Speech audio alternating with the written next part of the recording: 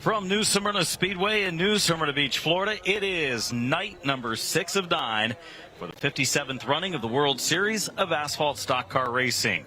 Along with Jacqueline Drake and Charles Carl, I'm Adam Mackey bringing you all of the action here tonight on Flow Racing.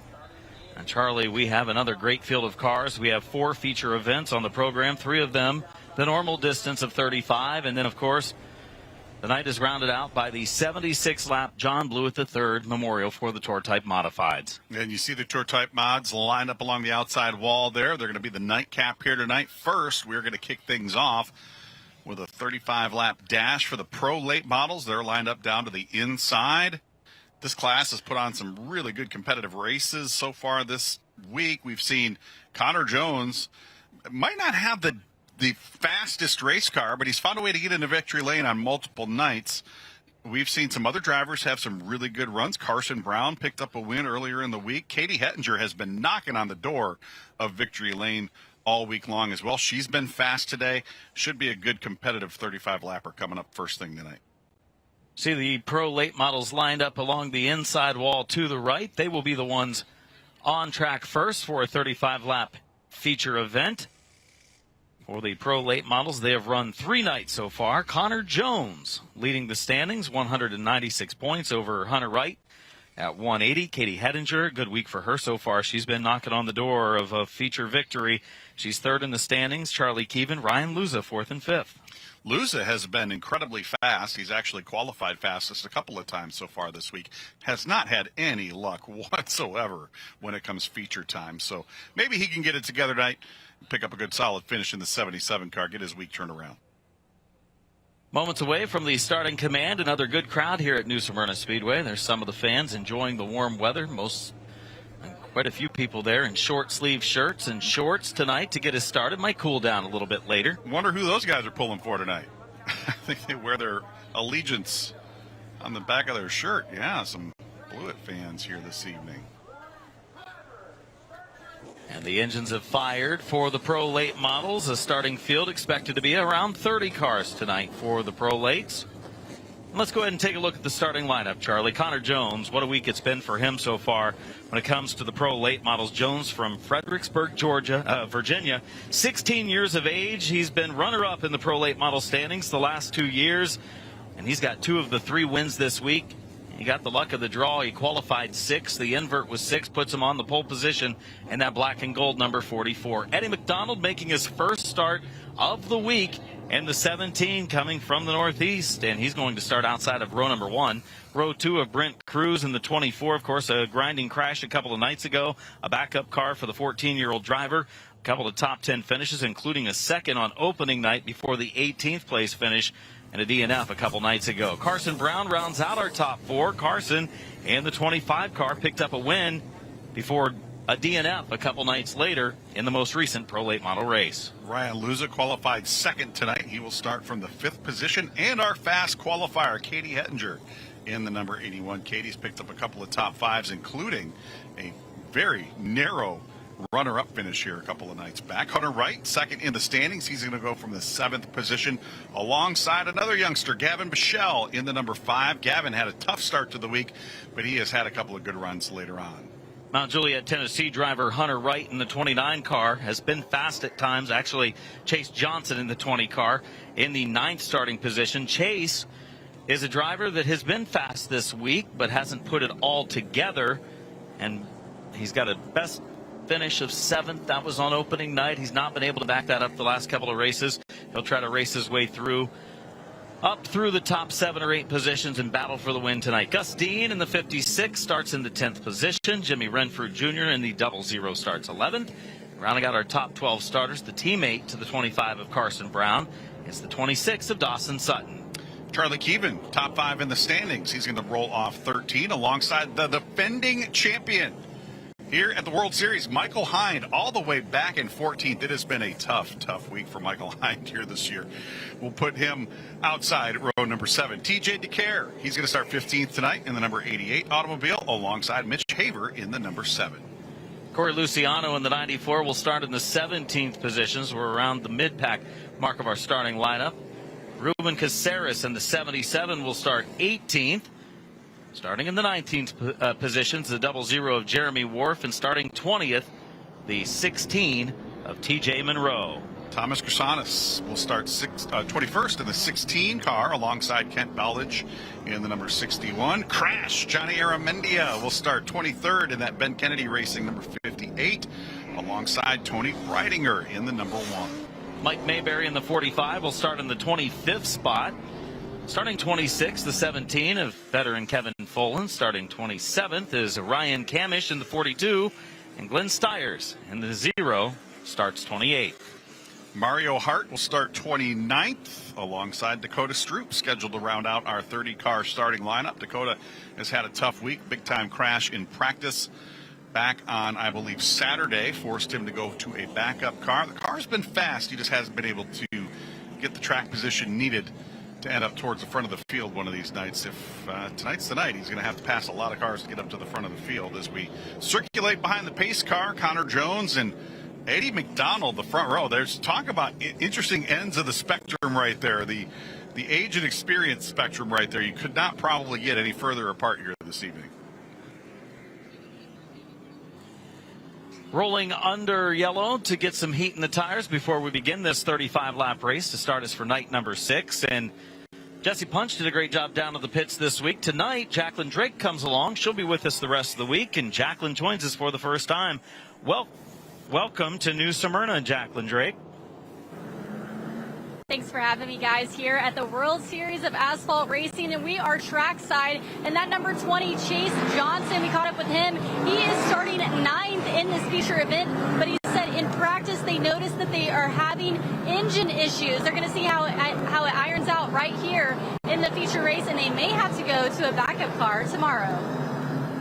Well, there you go. We're going to find out here pretty shortly on how it's going to go for the number 20 car. Going to double up and go 2 to go at the line this time. We are just a couple of paces away from going green on this 35-lap feature for the Pro Late Models. Connor Jones definitely would be the favorite. 2 wins in 3 races, and also had another solid run in the other effort. And that was a 3rd-place finish on the podium all week, and he's built up a sizable point advantage over the first 3 events. 2-time runner-up in the championship standings here at the World Series. It's been a memorable week for Connor Jones. You mentioned those 2 wins. Also announced earlier in the week that he will run a handful of races for Thorsport Racing in the NASCAR Craftsman Truck Series coming up in 2023. So a week to remember for sure for young Connor Jones. Rest of the schedule for the evening. Our second race of the night will be the Florida Modified 35-lap feature. Super late models to run 35. And then the Tour Type Modifieds and the John Blewett III Memorial 76. 1 to go signal from Ralph Miller to get us started for tonight's racing. The Pro Lates were a little on the rough side for their opening race of the week. The last two have been pretty exciting. Good battles, mostly clean. Didn't tear up a lot of equipment in those last 2 races, but they're ready to go green coming off of turn 4 this time. See how event number 4 for these competitors go. Got a 100-lapper coming up later this week. Let's keep an eye on Katie Hettinger in the number 81, our quick qualifier tonight, starting outside row number 3. She's been pretty solid all week long as we pick up the pace to come to green. Jones on the inside, McDonald on the outside, and we're underway at New Smyrna Speedway for the 57th running of the World Series. The Pro Late Models on track first. Eddie McDonald drifting up the racetrack. That's going to let Connor Jones take the lead unchallenged down the backstretch. First battle on the racetrack for 3rd. Brent Cruz in the backup car to the inside. Carson Brown already a winner here in 2023. Ooh, they're going to knock fenders going down into turn 1. Side by side. Oh, there's Cruz making some contact. He's trying to correct. Hettinger into the wall. That will bring out our first yellow flag. And, man, a lot of cars coming in there late.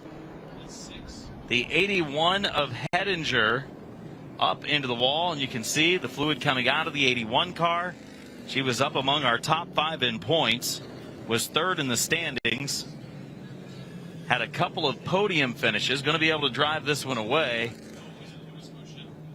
Might be putting some fluid down on the track in the process, though.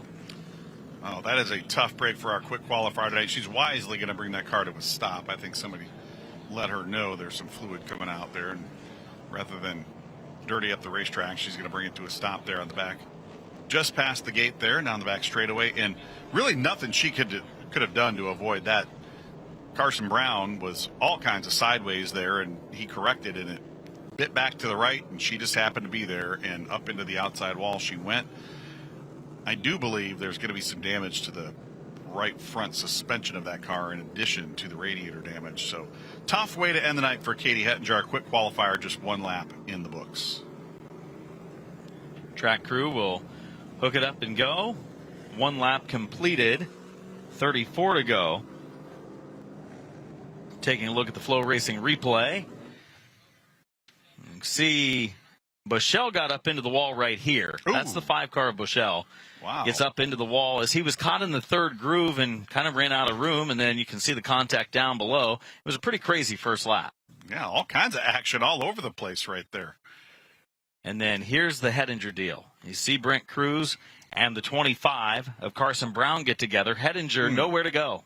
She thought she had a clear lane up there, and she went to the top side of the racetrack, and right as she did that, that's when the 25 car, Carson Brown, bit back to the right, closed that lane up, and they made contact. And she bounced off of Carson and then off the outside wall and into an early end of her evening in a very tough break. That car has been incredibly fast. Of course, she was involved in an incident on the opening night.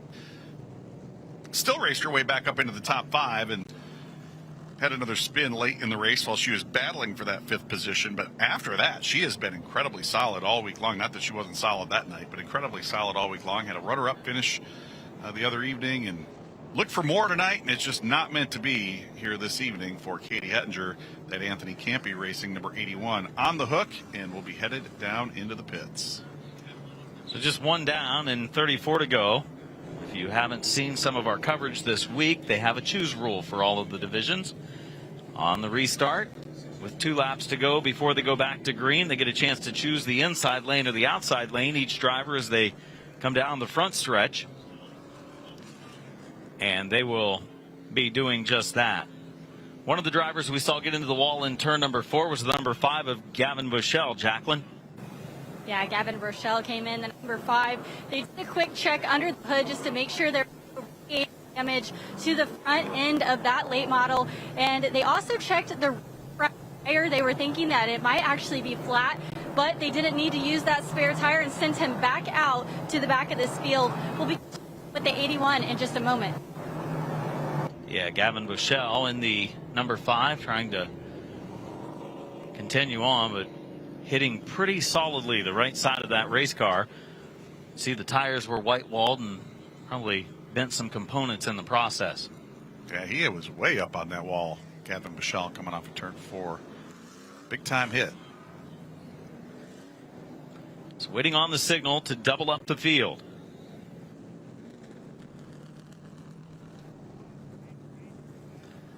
Connor Jones leads the way, 1 lap completed.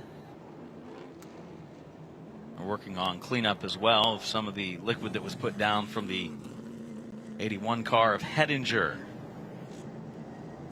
That puts McDonald in second, Brown in third, Cruz. Those were the 2 that got together that caused a little bit of a checkup in the accordion effect for Hettinger. Check me if I'm wrong, but I think those 2 might have also been involved together in that incident that sent Cruz to the backup car the other night. So those 2 been in some pretty close quarters racing all week long. The 25 of Carson Brown and the 24 of Brent Cruz. Getting ready to see the 2 to go, I believe, in the double up that will take place here at the Arrow on the front straightaway this time. Connor Jones will choose the outside. Eddie McDonald will most likely pull alongside to the low side. And the third place competitor normally goes to the high lane. That's Carson Brown.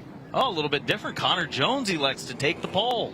No, that's rare. We saw that last night, though, on in the 602 mod feature. Didn't work. It didn't work, but the pole sitter said, you know what, I made it work on the opening lap. Let's see if I can make it work again. And similar deal here for Connor Jones.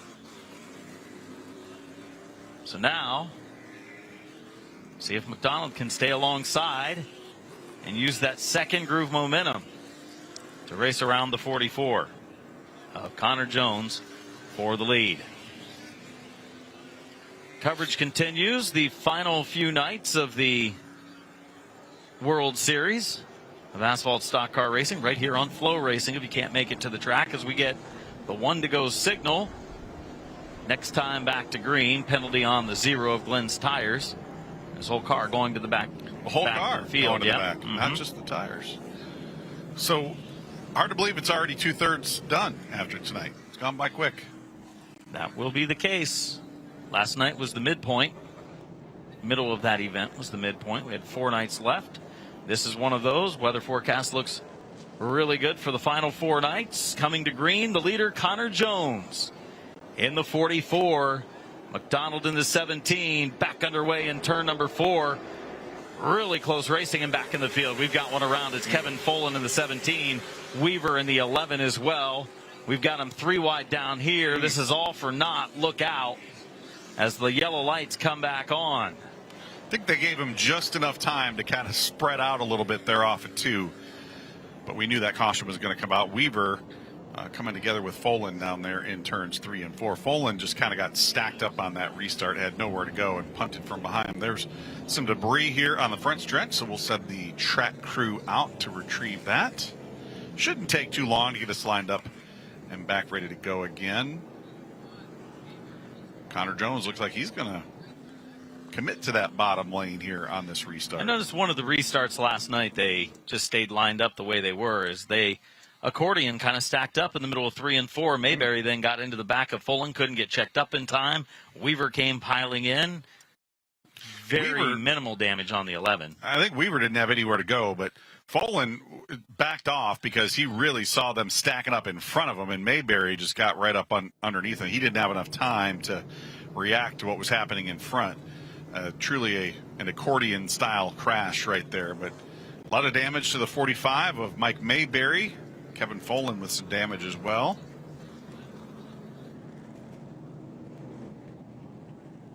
So they've stayed lined up the way they were on the previous restart after choosing. We noticed this in one of our features last night where they had already chosen. They didn't get back to complete another lap, so they stayed in those positions other than the ones that brought out the yellow.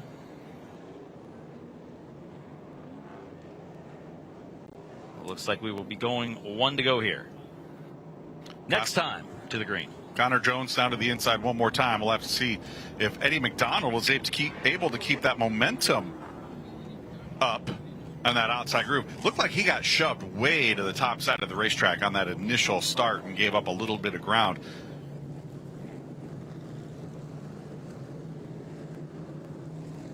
Jacqueline Drake is with Katie Hedinger, who had the accident in turn 2 here before we go green. And unfortunate end there for the 81. Katie, from your viewpoint, what did you see? I don't know, just I guess 2 guys racing way too hard for the first lap of a 35 lapper.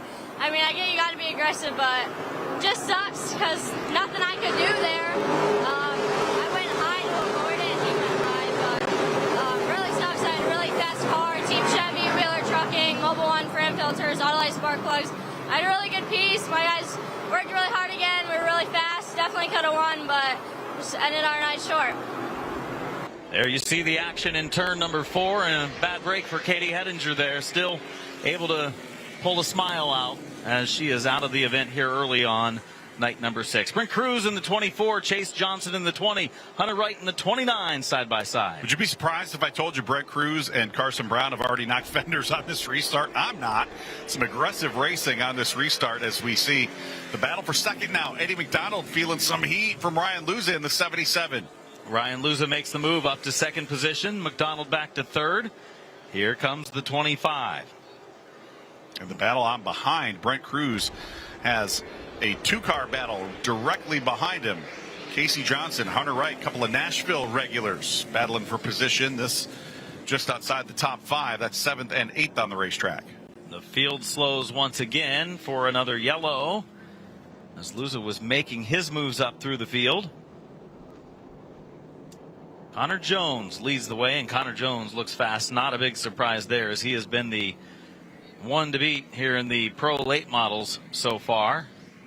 Saw the safety team and the buggy go out onto the track. There they go down the back straightaway just outside of turn number 2. Maybe having some debris to take care of. Connor Jones with a good jump on that restart, but he's got another good fast race car that will line up alongside. I presume will line up alongside on this restart.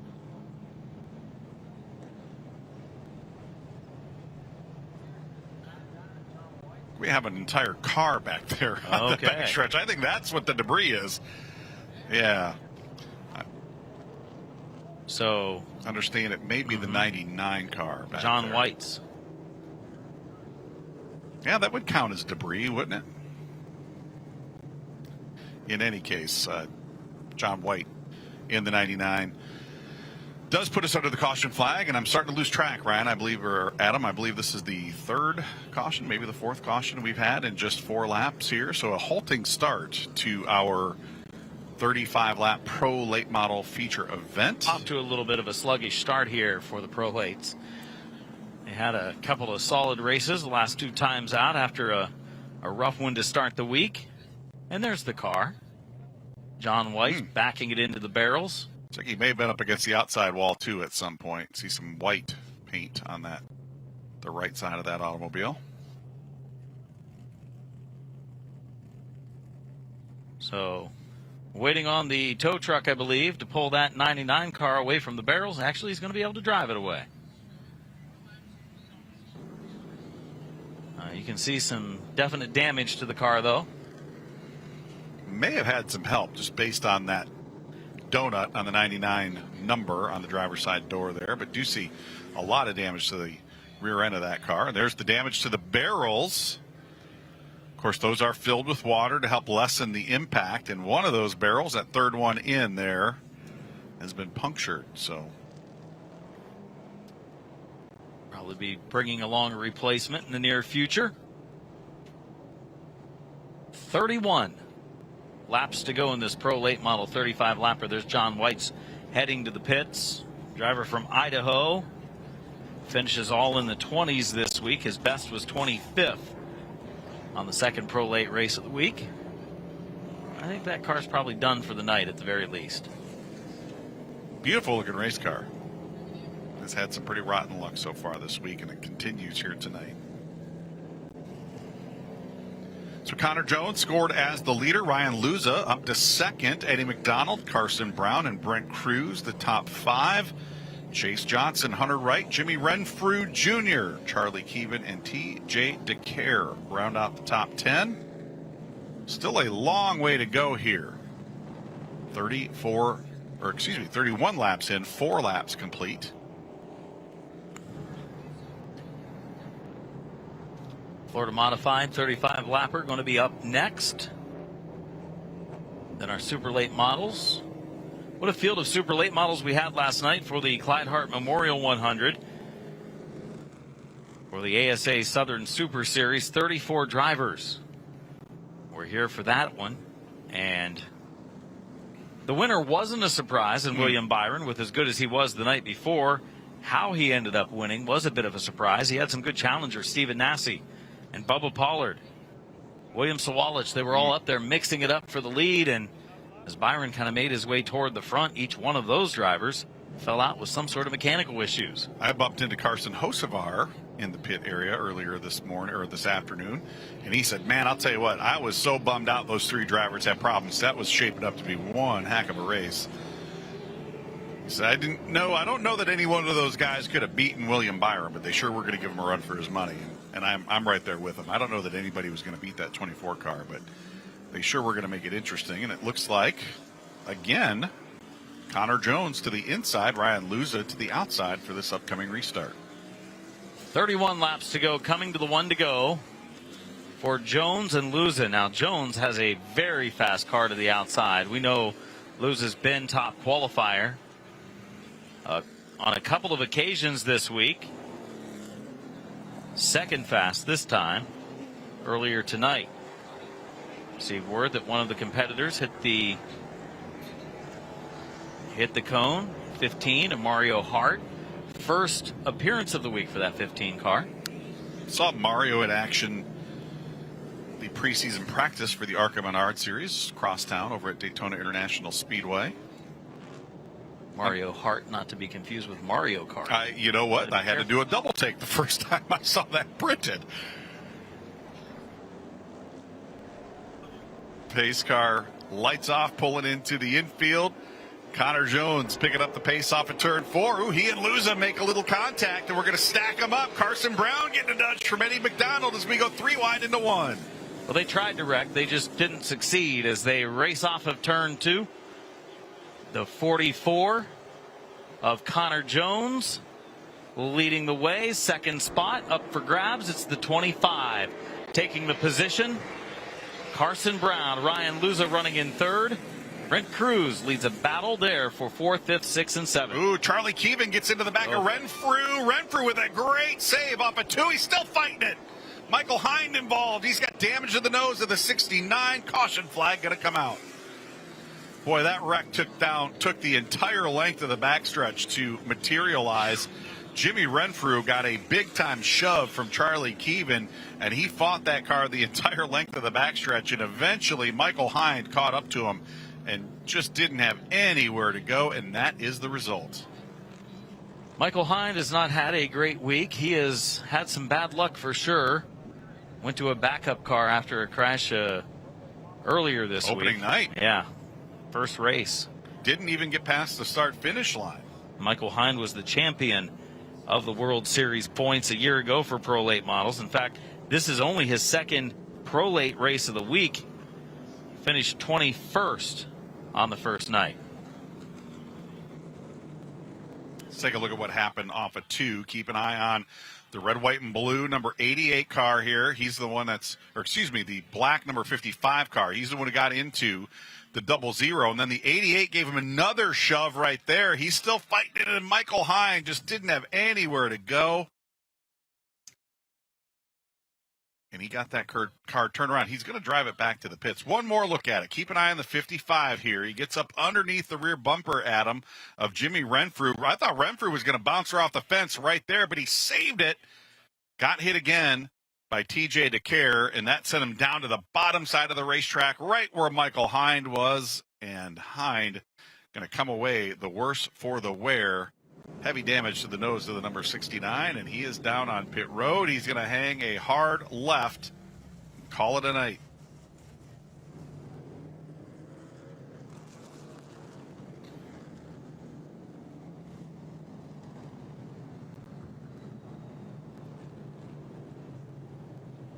.44 of Jones leading with 30 laps to go. Brown in second. 77 of Luza in the third position. Waiting to line him up after another mishap, this one for the unfortunate victim of Michael Hind. There was a real good chance we were going to have an incident coming to the green on that one. They were banging fenders all the way off of 4 down into turn 1. And I thought we got away with something there, but that aggressiveness really carried on to that second lap around. And there is a very disappointed, got a smile on his face, but it has been a tough week for Michael Hind. I think that's the look of smile because there's not much you can do. He's like, wrong place, wrong time again. Nothing else you can do but smile and hope tomorrow's another day.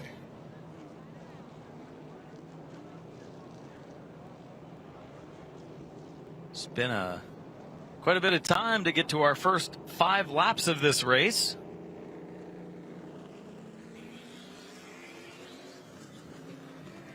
So 44 of Jones inside. Taking the outside lane is Brown. This is the third different driver to start alongside the 44 of Connor Jones. We've seen the 17, we've seen the 77, now the 25. Jacqueline Drake standing by with one of the victims of a recent yellow. Jacqueline. Yeah, the 69 of Michael Hind. Unfortunate end for you tonight in the feature event. What happened from your point of view there? Honestly, it ain't even really racing at this point. Came out here the first night and just ended up in a wreck. Decided not to run it, and then yesterday we were like, you know what? Let's go out and try to win us a race. We weren't in contention for points, but come out here and we can't even complete a lap out here. Should have just left it in the trailer. Michael Hind, he had a good run last year here in the World Series of Asphalt, and now a torn up race car for that 69. Wanted to come out and win a race. They knew they were not in contention for points after missing the last two events, but thought they could come out and maybe contend for a win. He didn't qualify very well, started 14th. You put yourself back that far in the field, right in the middle of the pack, all of the action taking place there. Things like that tend to happen a little more often. Coming to green, 5 laps down, Connor Jones gets a good restart, and here comes Carson Brown fighting to the outside in 1. Carson Brown to the outside. These are the 2 drivers that have swept all of the victories in the Pro Late Model division so far here in 2023. The battle on for second as well. Lose it to the inside of Brent Cruz. 2 cars side by side, 2 rows deep off of 4. Oh, beating and banging for the lead coming across the line. Brown has the advantage. Now Luza gets up there right against the rear bumper of Connor Jones, but into the lead goes Carson Brown, looking strong tonight.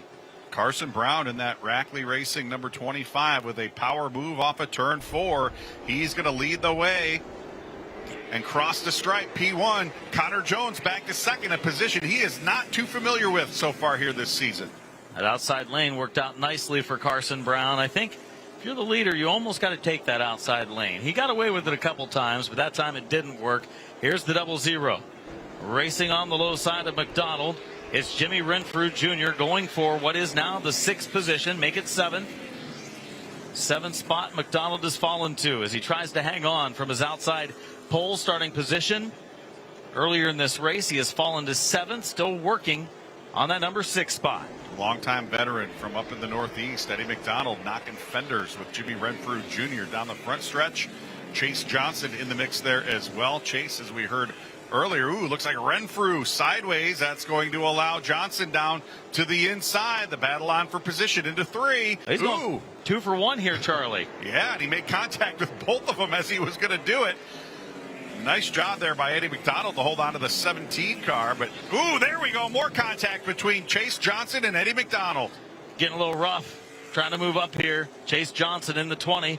Slid up the banking a little bit. Got into the left rear. Good save by McDonald. The battle continues for the 6th position. McDonald right now in 6th. Johnson in 7th.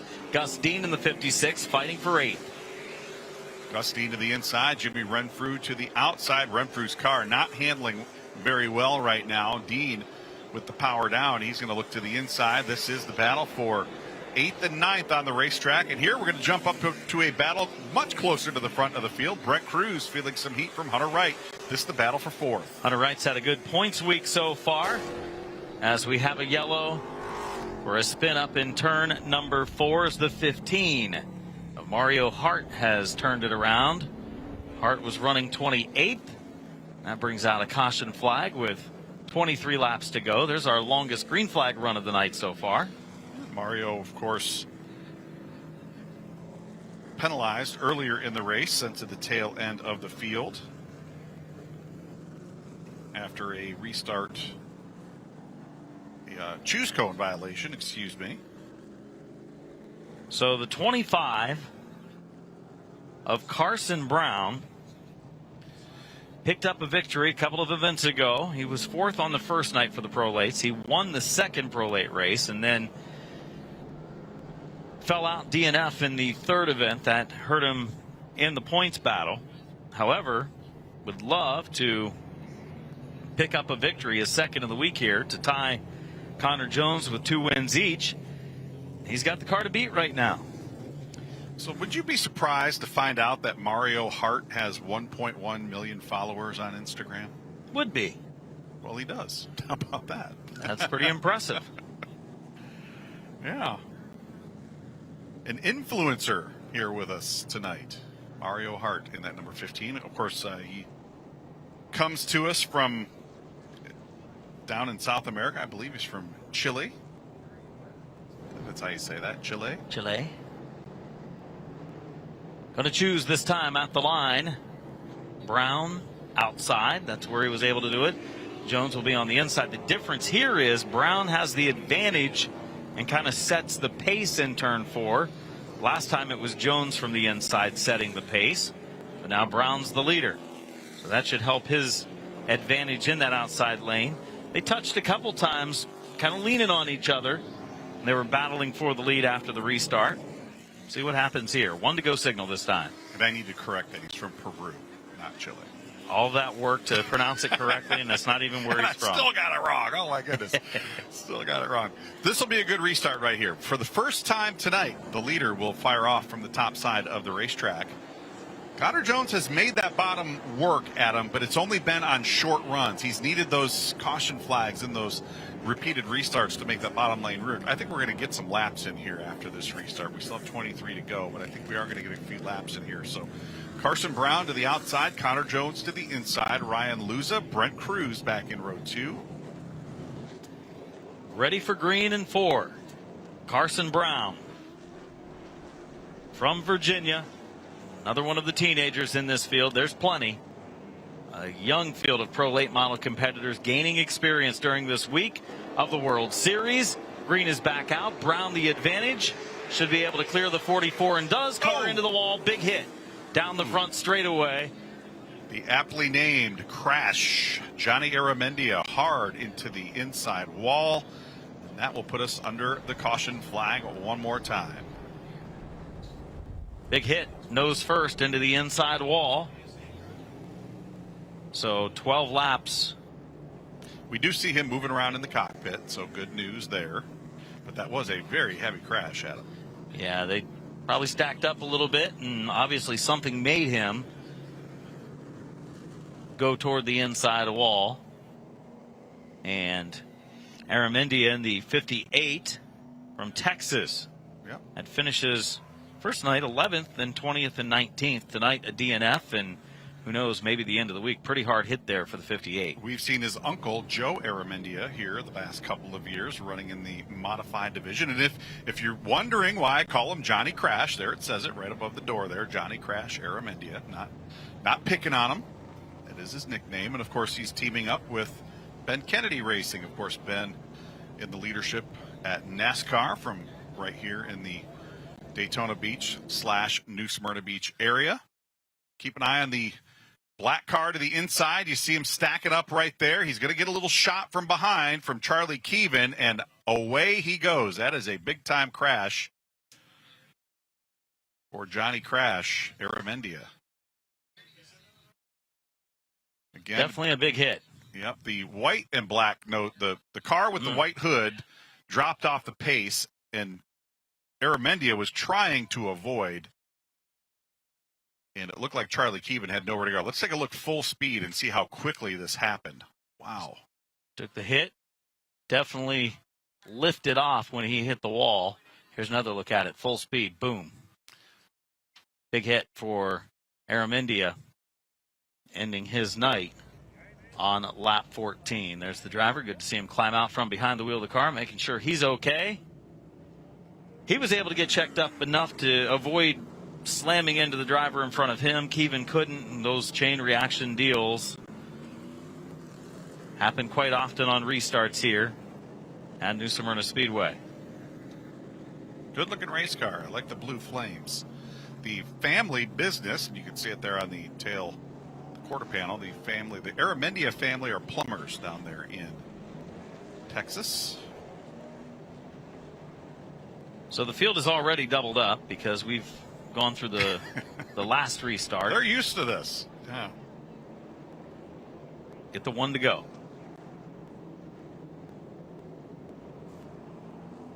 Next time,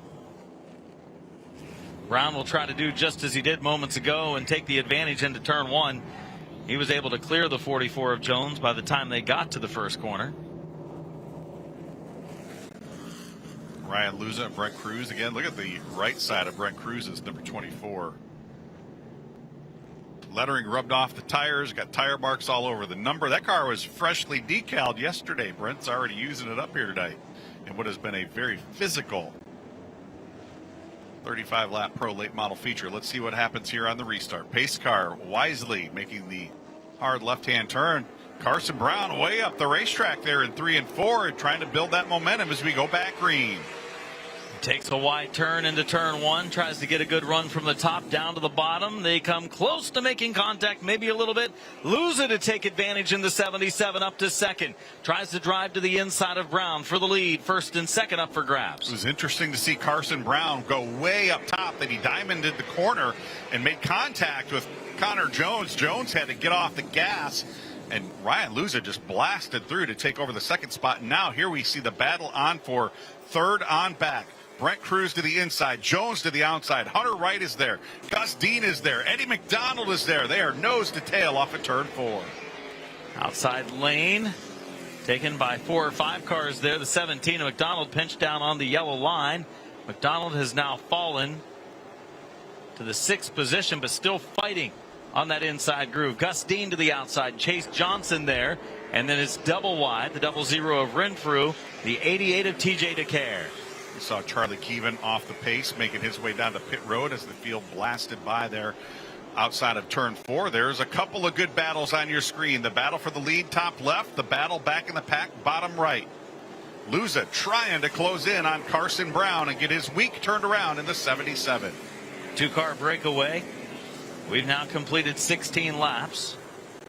A couple good 2-car battles there. Chase Johnson on the outside lower right of the screen of the 00 of Renfrew. There's nose to tail toward the front again. Luza is all over Carson Brown for the lead. Brown, you see the damage to the rear end of that car. He's had a couple of people come knocking as we come back to the halfway point. This time around, hard to believe we are only halfway home here in what has been a marathon, another slugfest here for the Pro Late Models. 77 of Luza, a little bit faster right now than Carson Brown. Luza, despite being just 26 years of age, is a driver who has just about more late model experience in these Pro Late Model cars than anybody in the field. And he makes a run to the inside just as we have a crash down in turns 3 and 4. They still keep piling in. It's not as bad as what we have seen. There goes Hart down to the apron, the 15. It's not been a good debut for that 15 car. The 94 turned around as well. That's Luciano. And up against the wall is the 7 of Mitch Haver. So a yellow at the halfway mark. We were working lap 18 of 35, and toward the back of the field, several cars involved, bringing out yet another yellow. And boy, Mario Hart, I think he had gone to the outside hoping that was going to be where the clear lane was, and he found Tony Breidinger really slowing down to avoid that whole mess, and he really piled in. There you see Mario climbing out of that car, the black car down at the head end of pit road right there. So it looks like Mario's going to be mostly okay. I think that's more disappointment than anything. As we see the 94 car pulling away. The 7 car still stopped alongside the outside wall there in turn 3. There's a lot of damage. Look at the damage on Ruben Caceres's number 77 car. That car's already had some body panels replaced here. Yeah, I don't think it's going to fit the template. Not anymore, that is for sure. So severe damage on the 77, mostly cosmetic. Severe cosmetic damage would be the best way to put that. That's how I would put it. It's a lot of work to go on and get that bumper back in place. And there's the 7 of Haver. Flat right rear, probably more damage to the left side of the car when it got up against the wall. You can see the nose piece also tore up. Driver out, though. I'm going to guess that flat right rear tire might be what have instigated this whole thing over there in turns 3 and 4. Good to see him climbing out of that. Damaged number 7 car.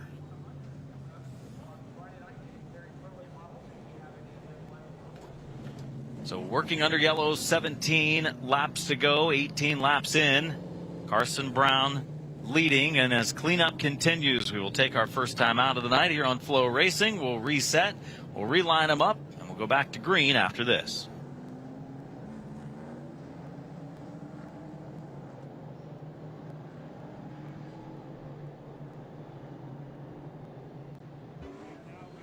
Back at New Smyrna Speedway, and we do want to clarify the black and white car at the bottom of the track in turn number 4 was not the 15 of Hart. It was the 16 of Chrysonis. Both are black cars, both with white numbers. One's a 15, one's a 16. We chose the wrong one, so Hart's still out there rolling under yellow. Chrysonis was the one being towed down pit road. I think there was just enough of that 6 that had been rubbed off on the racetrack, a tire mark that made it look like a 5. But good that Mario Hart still out on the racetrack. Tough break for Thomas Chrysonis, who, ooh, look at that. When Aramendia went down to the infield and hit the wall, grass, dirt, everything else flying over the wall onto the Tour Type Modified. Craig Lutz got some work to do to get that car ready to go. Actually took out one of the banners as well. First banner of the week Almost on the inside wall. Almost got our Flow Racing banner down there. Field is doubled. Still waiting on one of the cars to be towed to the pits over in turn 4. And when that's done, we'll be ready for a restart. Jacqueline Drake joining us for the first time this week, working pit road, and will handle all of the post-race interviews. Charlie Kroll and Adam Mackey here in the booth, bringing you night number 6 of the World Series of Asphalt Stock Car Racing at New Smyrna Speedway. It has been a little rough for the first 18 laps. We've made it past the halfway mark.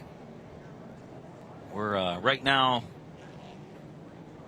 on to about 45 minutes. They've been on track trying to get this 35-lap race in, and they've completed 18. With the longest green flag run, maybe 5 laps or so at this point. Sure seems like it's been a struggle. Ralph Miller with the 1 to go this time around. Carson Brown alongside Ryan Luza on the front row. Brent Cruz alongside Connor Jones back in row 2. Hunter Wright, Eddie McDonald back in row 3. Gus Dean to the inside of Jimmy Renfrew there in row 4. Chase Johnson and Jeremy Wharf rounding out your top 10 starters as we come back to green with 17 laps still remaining. Cars picking up the pace again, taking the high entry into turn 4. Get a run down the front straightaway is Carson Brown, but it's Luza the advantage into turn 1. Brown fighting back to the outside lane. Connor Jones following. Nose to tail single file, and the new leader is the 77 of Ryan Luza. Luza with a great restart to leapfrog past Carson Brown. Brown going to feel some heat from Connor Jones in the 44 as we've got a car bouncing off the outside wall. That's the 61 of Ballage. The veteran Kent Ballage, I think the car might be okay as he just scuffed it up a little bit on the front stretch. There's first, second, and third. Luza pulling away from Brown. He has Connor Jones now looking to the inside for the second spot. Connor Jones given a shot with the bumper there off of turn 4, moving Carson Brown just to touch up the racetrack, but he hasn't been able to turn down underneath him just yet. Still 15 laps remaining as the field starts to string out a little bit. Now Connor Jones looking to the inside of Brown off of 4. Jones to the inside, some slight rubbing. Oh, it's going to be a little more going into turn 1. Turn the 25 of Brown a little bit sideways. Here comes Jones to the inside. Battle for the second spot. Brown was pretty solid earlier in this race. Maybe car going away a little bit. Has given up a lot of ground to the 77 of Luza and now being challenged by Connor Jones. Last time through this section of the racetrack, Carson Brown had to dirt track it down into turns 1 and 2. Got a big time shot from Jones, but going to calm it down for a little bit here as we still have 13 laps to go. Jones going to reload and refire this time down the front stretch, see if he can make the move stick down into 1. No, Brown going to slam the door shut. While they race each other, Brent Cruz is closing the gap. He's running in the 4th position, and the leader, Ryan Luza, is checking out. He's been fast. We've seen him on the podium this week. Tonight, maybe that first win. The lead is nearly half a straightaway. Just over 10 laps to go. The battle for second continues. Ryan Luza looking to add his name to the list of winners this week, joining these two young men, Carson Brown and Connor Jones.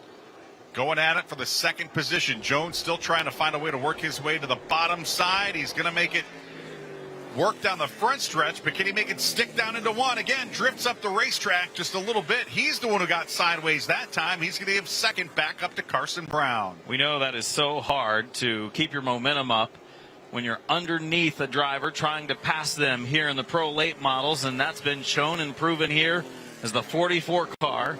With 9 laps to go, Connor Jones is quicker than Carson Brown, just hasn't been able to make the move to get by. Coming to 8 laps to go this time by. These two, a little more contact there. Connor Jones starting to lose his patience with Carson Brown a little bit. He wants to get by so he can try to track down Ryan Luza. And again, another shot in the rear bumper that time from Connor Jones. The battle is for second and third. Fourth place, Brent Cruz has dropped back a little bit despite that battle going on. Jones is there on the rear bumper leading, and the lead now for Ryan Luza is over 2 seconds. He's cruising at the front of the field. Jones, one of his better runs now, trying to pull alongside again. Will he drive in? Will he be a little more aggressive? You know, he's got to be thinking about points as well, as he is the points leader coming in. Another shot to Carson Brown to try to move him up the racetrack in turn 4. Now he's going to try to stuff the nose down inside into turn 1. Carson Brown really using the top side of the racetrack to his advantage, keeping the momentum wound up, not allowing Connor Jones to get down. And again, another shot in the rear bumper there from Connor Jones. Peeking to the inside, final 5 laps of this Pro Late Model feature. Brown holding on to second. They continue to lose ground to Ryan Luza, who is out in clean air and pulling away. Clear racetrack ahead still. Plenty of time. May not even catch the back end of the field before the end of this one. Second and third still going at it. Carson Brown has it. Connor Jones wants it.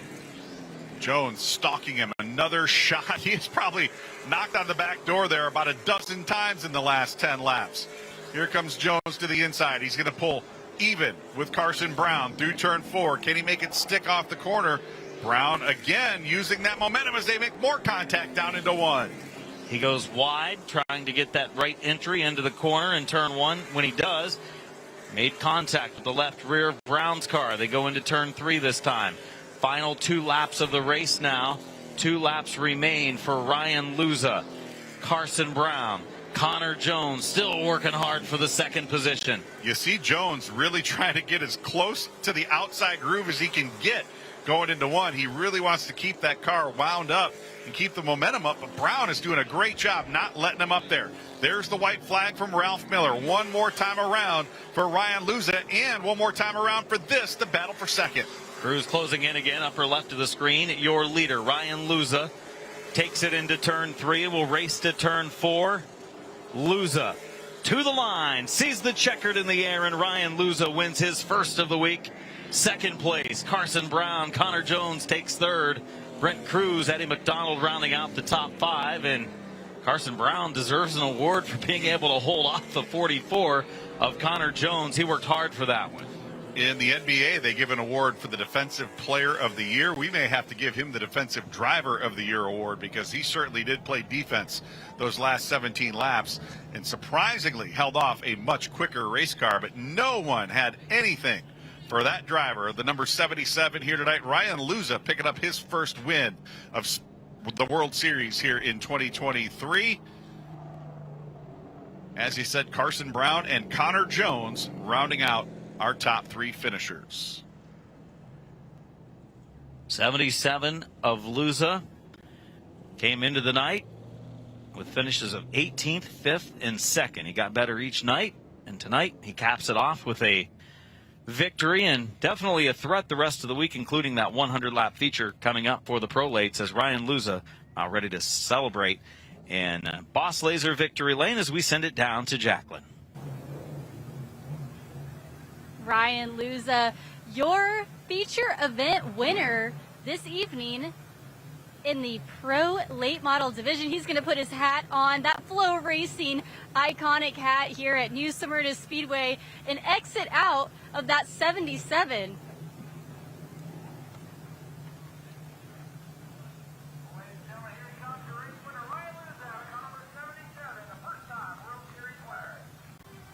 Congratulations, Ryan, or should I say flying Ryan. You had quite a run there in the final laps, even pulling away. And man, you've had a rough week at that, losing a tire while leading at one occasion. Is this redemption? Yeah, it feels really good. We finally got the car handling really good. Really good on the long run there. Couldn't ask for anything better. Got to thank AMS Roofing, Nouveau Elevator. Big thanks to Pat and everyone at Jet Motorsports for giving me this opportunity. Really badass car. Hopefully we can be this quick for the 100 lapper on Friday. You had 2 cars right behind you that were battling it out. How often were you looking at that rearview mirror to see if they were making their way up? Oh, I never look. That's why we got our spotters.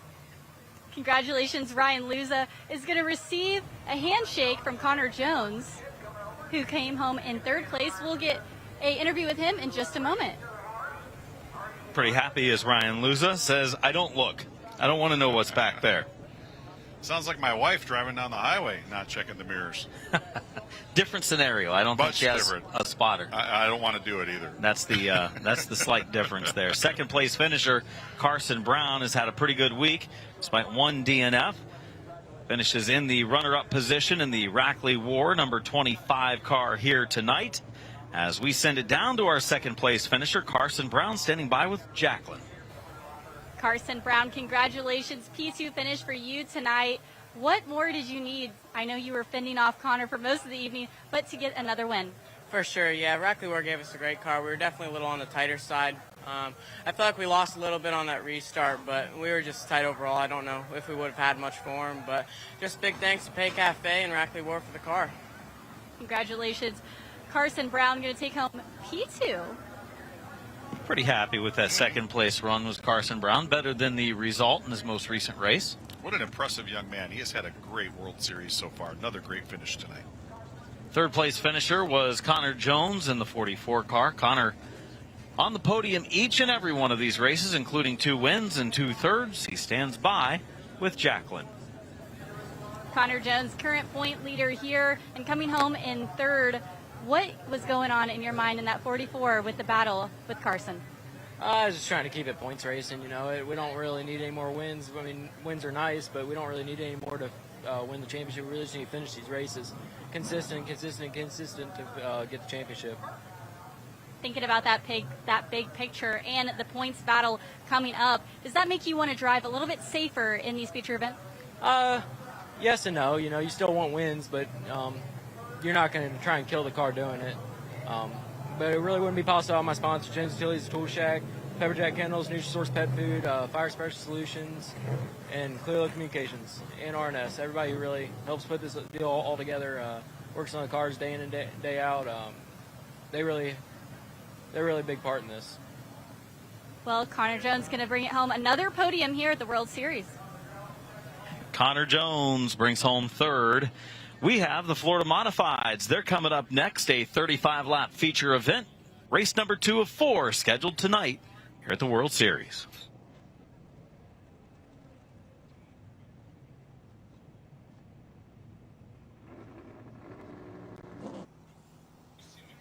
Well, the only racing isn't on the track. We've got some more out in the parking lot. Go ram into those cones, guys. Yeah, that looks like a lot of fun, actually. Not bad.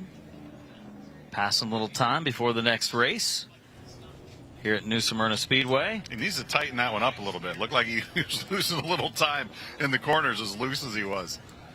Loose is fast. Loose is fast, but on the outer edge of control. That's right. That's it.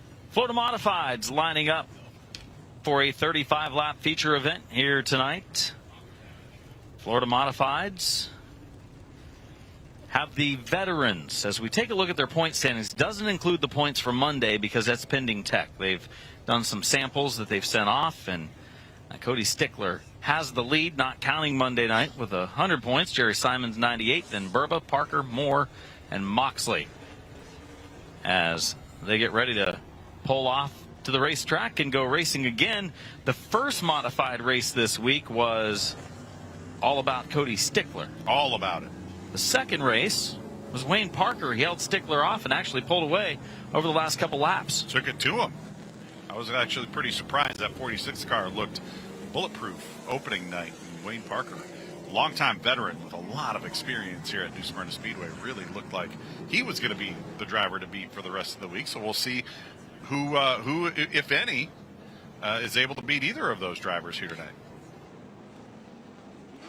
Taking a look at our starting lineup, top qualifier was Wayne Parker. Invert was a 6, putting Parker in the 6th position. 6th fast qualifier and former champion of the World Series, Timmy Moore, in the 15. on the pole. Outside of row number 1 is Jerry Simons. He's been a runner-up this week in a feature, then finished 3rd in the second feature. Jason Lester joining us for the first time this World Series. He drives the 45. He was 4th quick in qualifying in that beautiful car. The 26 of Bill Burba, former World Series champion, starting 4th.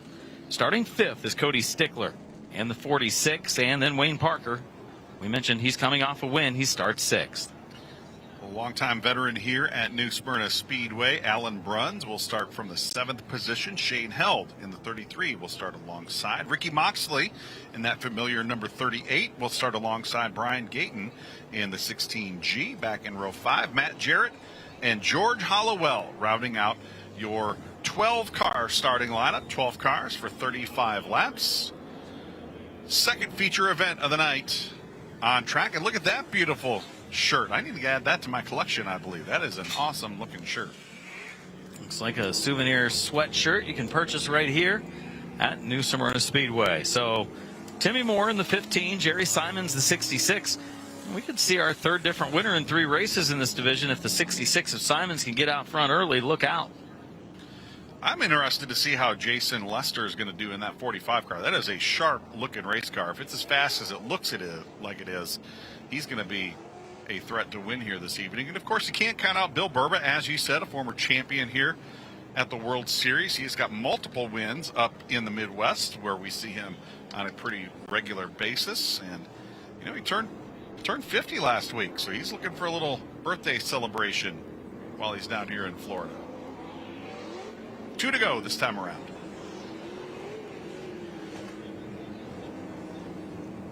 $15 of Timmy Moore, $66 of Jerry Simons. We've talked a lot about Simons each and every year because of his successes over the years when it comes to modified racing. Florida Mod, many-time champion of the World Series. Jerry Simons right here from New Smyrna Beach, Florida. 57-year-old driver, 46 Florida modified wins during the World Series. Looking to make it 47 tonight. He's got a pretty heated lineup right off of his back bumper bar. Of course, we just mentioned Jason Lester and Bill Burba, but that 3rd row is where all of the wins this week will come from. Cody Stickler in the 46, Wayne Parker in the 1. Pace car lights are off. Next time around, we will be bringing the field back to green. Second feature of the night. The first one took just about an hour to complete. It was a tough one. Tore up some pro late models, a little on the rough side. Second half of the event went pretty well. Actually, I think the second half technically went green to checkered. Yeah. Technically. Took a couple attempts to do it, but still got them all in. Lights off on the pace car. Adam, Tim Moore, Jerry Simons on the front row. Jason Lester, Bill Burba back in row 2. Picking up the pace on a 4, coming to green. Green flag is out, and Simons inches forward and leads the field into turn 1. More careful. He didn't want to push way up the track. Entering that first turn, here comes Burba for the 2nd spot. Bill Burba with a great start in the 26. That's the red car with the yellow numbers to the outside of the yellow and red car with red numbers. Bill Burba with the advantage. He's going to take the 2nd spot. The battle on now is Jason Lester trying to look to the outside as we've got a car sideways off at turn 4. That looks to be the 16 of Brian Gayton. That'll put us under the caution flag for the first time in our 35-lap Florida Mod feature event. Brian going to spin her back around and. Oh, he had it. He had it. Almost. Little 3-point turn action going on. Yep. We will tag on to the tail of the field for the restart. So Gayton pulls away. 1 lap completed. Jerry Simons is the leader. Looks good on the opening start. He was really good that first night, finished 2nd. Wasn't so good the second night where he finished 3rd, and they pulled away from him at the front. So we'll see if he's got it put together for the 3rd evening. 1 to go and choose this time. A smaller field, so you feel safe by allowing them to choose their lane and get the 1 to go at the same time. Simons, I would guess, would choose the outside lane here. He's the veteran. And both of those. I chose wrong earlier. Yeah, it's happened. It happened to me one time this week too. I'm occasionally wrong. He successfully did that. There we go. Well, I can't believe I just got away with saying I'm occasionally wrong.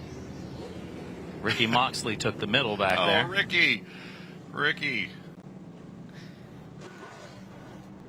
So Simons on the outside, Burba on the inside. Jason Lester, Tim Moore back in row 2. Cody Stickler, Wayne Parker back in row 3. 34 laps to go. Let's see if we can get them all in. And Moxley is dropping to the back right now. He's being penalized. As the field will come to the green this time in turn 4. Simons picks it up and off he goes. Great restart for Jerry Simons. Bill Burba spinning the tires on the 26. Tim Moore trying to pull alongside. Battle for second. Jason Lester in the 45 in the mix as well. Lester now going to pull to the inside of Moore as Burba takes over the second position. Moore closes the door, but then opens it back up. Here comes Lester. Car wiggles a little bit, saves it up the racetrack, and he pulls alongside. Ooh, contact between the two. He and Moore fighting for real estate. Entering turn 1, they're able to save it. Now, I did notice, Adam, on the 45 car after that contact, the caster a little bit off on that right front tire for the 45. That may change the handling issues on that race car. A lot of contact between those two. And here comes Cody Stickler in the 46 to make it a battle for third. Stickler moving forward. Up closes on the rear of Lester. Lester has third. Stickler in fourth in the Moth car. Moore's fallen to fifth. We've completed now 4 laps of the 35. Field stringing out single file. Here comes Wayne Parker in the 1 trying to work his way around Tim Moore. This battle going on for 5th position. There's the battle for third directly in front. Cody Stickler to the inside looking to try to find a way around Jason Lester. Lester saw Stickler move to the inside. He's going to have to get up on the wheel if he wants to hold him off and get up there and challenge the top 2. Simon's running strong right now. The winner, the most recent modified race, running in 5th. Wayne Parker is about 2/3 of a straightaway back from these 4 competitors. Barely seeing race into screen. Out front, Jerry Simons leading the way. And Burba, Lester, and Stickler have closed the gap on Jerry Simons. He really jumped out at the drop of the green and pulled away a little bit, but now they're starting to reel him in at a pretty rapid rate. Should have a 4-car battle for the lead here shaping up. Second, third, and fourth following Simons. Simons trying to build up a lead. He hasn't been able to do so yet. He would love to see second, third, and fourth get racy right there to give him some breathing room, because I think he might end up needing it. Right now, those 3 cars are tracking him down, running strong, just 8 laps into the race. Still a long way to go for Jerry Simons. I don't know that anybody can play defense for quite that long. The 46 car, actually, Cody Stickler, the 4th car in line, fastest that time around. And did you see Bill Burba, the white gloves inside that 26 car?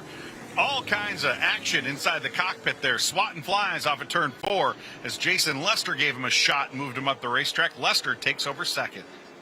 For Burba, he just hopes that the left rear quarter panel doesn't cut into the tire. Lester is closing the gap on Simons. Jason Lester, first start of the week in Florida Modified competition, and just like that, he is there. Simons is in trouble in the 66. Lester to the low side for the lead in turn 3. Simons eventually gives him room. Door to door, wheel to wheel. Not anymore. It's over. Jerry Simons has now given up the lead to Jason Lester. And Lester really muscled his way past Jerry Simons there. Simons tried to slam that door shut, but Lester was already inside, and Simons wisely left him a little bit of room there. But now Simons has dropped to 3rd as the battle for the lead now will be Jason Lester and Cody Stickler. So Lester has had Stickler right with him lap after lap. For Lester, he would love to hold him off as long as he possibly can, because the other night it looked like the 46 of Stickler started to fade at the end.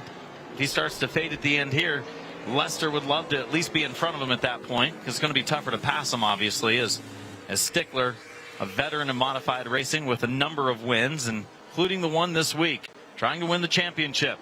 Florida Modifieds at the World Series. Couple of beautiful looking race cars, very evenly prepared. Battling it out here as we have 21 laps remaining, quickly approaching the midway point. Jason Lester holding on to the top spot. Cody Stickler, 1 car length off the back bumper as we come to complete lap 15. 20 laps remaining. Final 20 laps for Lester and Stickler. Nose to tail. And Stickler is ready to pounce. Stickler is there. He is all over that back bumper bar of the 45 car. Maybe just biding his time. These cars, probably more than any other division we run here, Adam, are really sensitive to over-abusing those tires. So Stickler's going to have to kind of bide his time here and not overextend that car. And as soon as I say that, he's going to dive to the inside and pull alongside. Ooh, they knock tires through turns 3 and 4. Stickler's on the apron. Good save by both of those drivers, but it looks like Stickler's off the pace. The two team cars making contact on the front straightaway, and off the pace, the 46 of Stickler. You can see those front tires. Suspension. Yeah. With issues. Knocked in the toe, and here comes Burba to the inside. Burba shortcutting it through the entrance to pit road right there, trying to find some racing room underneath Jerry Simons. As all of a sudden, things getting heated up here as we are past the midway point. 18 in, 17 to go. They've seen the cross flags this last time by. Lester still holds the lead. Simons and Burba second and third. They're pretty far back. 1.7 seconds behind the leader. Shooting down the back straightaway is Lester. Tough break there. Cody Stickler and Lester, they made the original contact, and I think everything after that was just a circumstance of the original contact between the two. Yeah, once they came together, they just couldn't get off of one another. And the real devastating thing right there for Stickler is he came in leading the points, just 2 points ahead. And that's going to be devastating for his chances to claim the World Series crown here this week as we see the battle for second continuing on. Simons so far able to keep the 26 of Burba at bay. They've been racing against each other here at the World Series for several years now. Wayne Parker trying to close the gap on these two. Parker would love to get up there and battle it with him. He might be in contention for a point championship after his win the other night, especially with the point leader falling out, Cody Stickler. Second and third place still up for grabs. Simons has it, Burba wants it. Good battle for second position. Jerry Simons, we talked about playing defense for 31 laps. He wasn't able to hold on to the lead, but he is doing a great job keeping Bill Burba at bay. Jerry Simons with a lot of laps here at New Smyrna Speedway as he drifts up the racetrack there trying to work his way around Brian Gayton. Simons has a lot of laps around this racetrack, Adam. He could probably drive it blindfolded if you asked him to, and he knows just exactly what to do to keep Burba in his mirror rather than allowing him to draw alongside. He's done very well so far. 11 laps to go. Simons up the track. Here comes Burba peeking down to the inside. In fact, going all the way to the flat on the racetrack was Burba. Going to be 10 to go this time. Final 10 laps for the leader, Jason Lester, his first start of the week. Simons, Burba second and third. Parker in fourth, held in fifth. Burba keeps dipping those left side tires down on the entrance of pit road right there, rolling through turns 3 and 4. I don't think that there's any added grip down there, but it sure is tempting to try to shortcut that corner to try to pull alongside. Just not able to quite make it stick, as now we have 9 laps to go, inside of 10 to go here in our Florida Modified main event. Burba making another run. He's a little bit quicker right now than the 66 of Simons, but like you said, Simons knows how to keep a driver behind him, working around some slower traffic with the 75. As we toss down to Jacqueline Drake. Jacqueline? We have the 46 driver, Cody Stickler. Your night has ended early. What's going on with that car? I broke something in the front end. I don't know. We were racing hard down there. Felt like I got a little bit pinched, I guess. I don't know. Definitely broke something in the front end. We're going to go ahead and get it fixed and try again tomorrow. Cody Stickler, 46, out early in the evening. And what's your current points leader going into this tonight? A little bit of frustration there coming out of Stickler Could definitely hear it. racing with Jason Lester for the win. Was relatively early in the race, too, for the race's midpoint. We watch now the leader, the 45 of Jason Lester, holding the advantage at the front of the pack. He has stretched out 5 seconds now over Bill Burba, who has taken over second from Jerry Simons. Wayne Parker still lurking back there in fourth. I'm surprised we haven't seen more out of Wayne Parker tonight. Quick qualifier in that number 1 W car who went to victory lane here the other evening is Jason Lester. It's like he's at Burger King. He's having it his way tonight. Big lead build up for Jason Lester. Burba has taken second from Simons. The lead is now 5.5 seconds for this 45 car. Stickler might have been even better than that. His car was strong. He was making the move for the win. And they battled for the same piece of real estate, bouncing off of one another multiple times. 3 to go this time at the line. There's Bill Burba in the 26. Got a couple of car lengths in hand now on Jerry Simons in second. There's Jason Lester working his way off at turn 4. Looking at the 2 to go signal from Ralph Miller this time around. Final 2 laps for Lester. Driver from Florida, leading the way. Seen him compete in a number of divisions. He was actually one of the competitors at Speedfest, driving for the Kaufman Racing team. In the super late model. White flag, 1 to go for Jason Lester. Holding a pretty wheel all out front by himself. Can almost coast from here. Final time off at turn 2 and down the backstretch. Jason Lester more than 6 seconds ahead of Bill Burba in second. He coasts it off into turns 3 and 4. Working his way off the final corner. Checkered flag up. Jason Lester showboating it a little bit there. Coming to the checkered flag. He will go to victory lane. Checks up right there at the finish line. Simons takes third behind Burba. Parker takes fourth. Shane Held, top 5 finish. Then it's Timmy Moore, Alan Bruns, Brian Gayton, George Helliwell, and Cody Stickler. Rest of the top 10. And, of course, Stickler. Big hit in the points tonight, and that's going to be an advantage for Jerry Simons in the 66, who now has 3 podium finishes. Wayne Parker also maybe closing that gap a little bit. Jason Lester in the sharp number 45 car coming to victory lane. Be interested to see what he says about the contact between he and Stickler when they were at the front of the field going for the number 1 spot. It's unfortunate for Stickler. It didn't look like it was that much contact or that heavy of contact, but nonetheless it knocked in the toe on Cody Stickler's 46. Probably the only true weak point of these race cars is that, the componentry in the front suspension. You can beat and bang really, really hard, but you knock those front wheels together, somebody's coming out on the short end of the stick. We'll go ahead and send it down to victory lane. Jason Lester to celebrate. Jason Lester is going to take his helmet off and add a hat before exiting out of that 45. What a dominating night it was for the Florida Modified Feature event.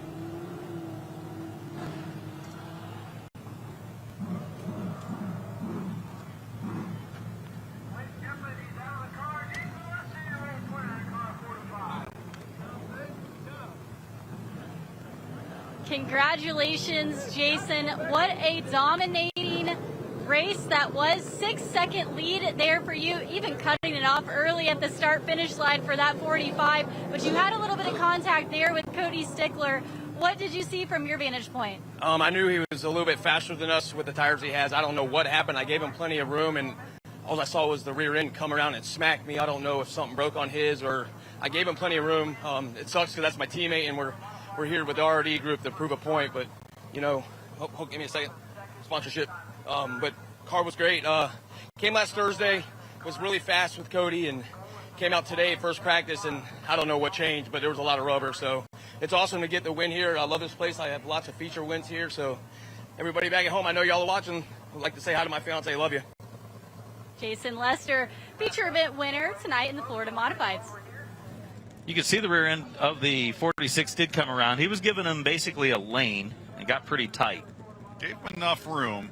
But yeah, indeed. It looked like Cody Stickler did break loose a little bit. And once they banged wheels, it was all over. Yeah. They just couldn't get off of one another. And I understand the disappointment for Cody Stickler, but maybe when he takes a look at that replay, he'll say, that's just some good hard racing right there.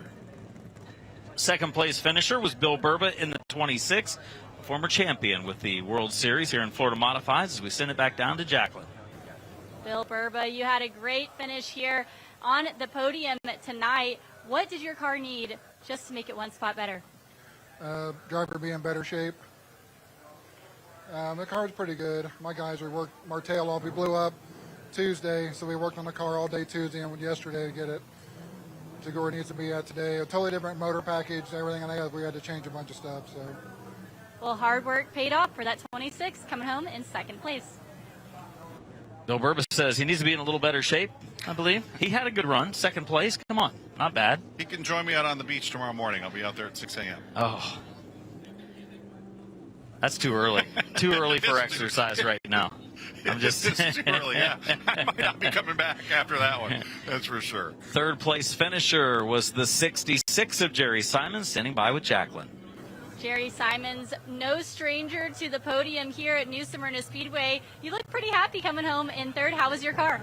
I'm not real happy. We were off. We're been fighting a tight condition all day long and then snapping loose off, and we're just throwing everything at it, trying to get it. But we'll get it. Hopefully tomorrow's a big race. Hopefully we'll get it just in time. So got to thank Gene Kelly Roofing, Southeast Dewatering, Dave Sand and Gravel, Davis Construction, Lee Falk Race Cars, JC Gradall, my crew for busting their butt all week long, BFE, which is Burkhalter Fabrication Engineering.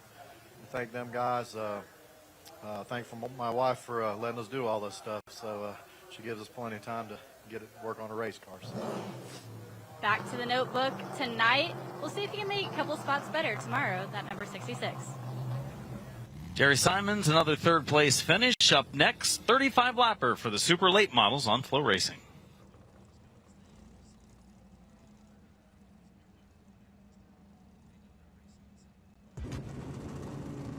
Tour Type Modifieds getting ready to roll onto the track for pre-race ceremonies for the John Blewett III Memorial.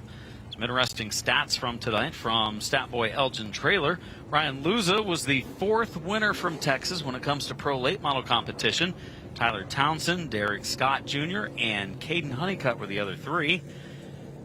And Roderick, his win makes it 3 first-time winners at the World Series tonight. I couldn't believe that.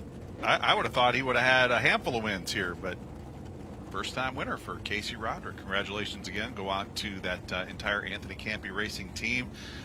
It's hard to do it when you're well rested. To do it on no sleep, I think, is even more impressive. So good work by those guys. And he said it last night. He said, we are not here to finish second. We're not here to finish third. We're here to win, man. And we're going to go work on this thing. And they work on it indeed. They worked on it so well. We were joking. They actually changed the color of the interior of the race car overnight, but indeed was a totally different race car. So, congratulations go out to him. And check it out, Adam. Field lining up down on the pit road for 76 laps of Tour Modified action.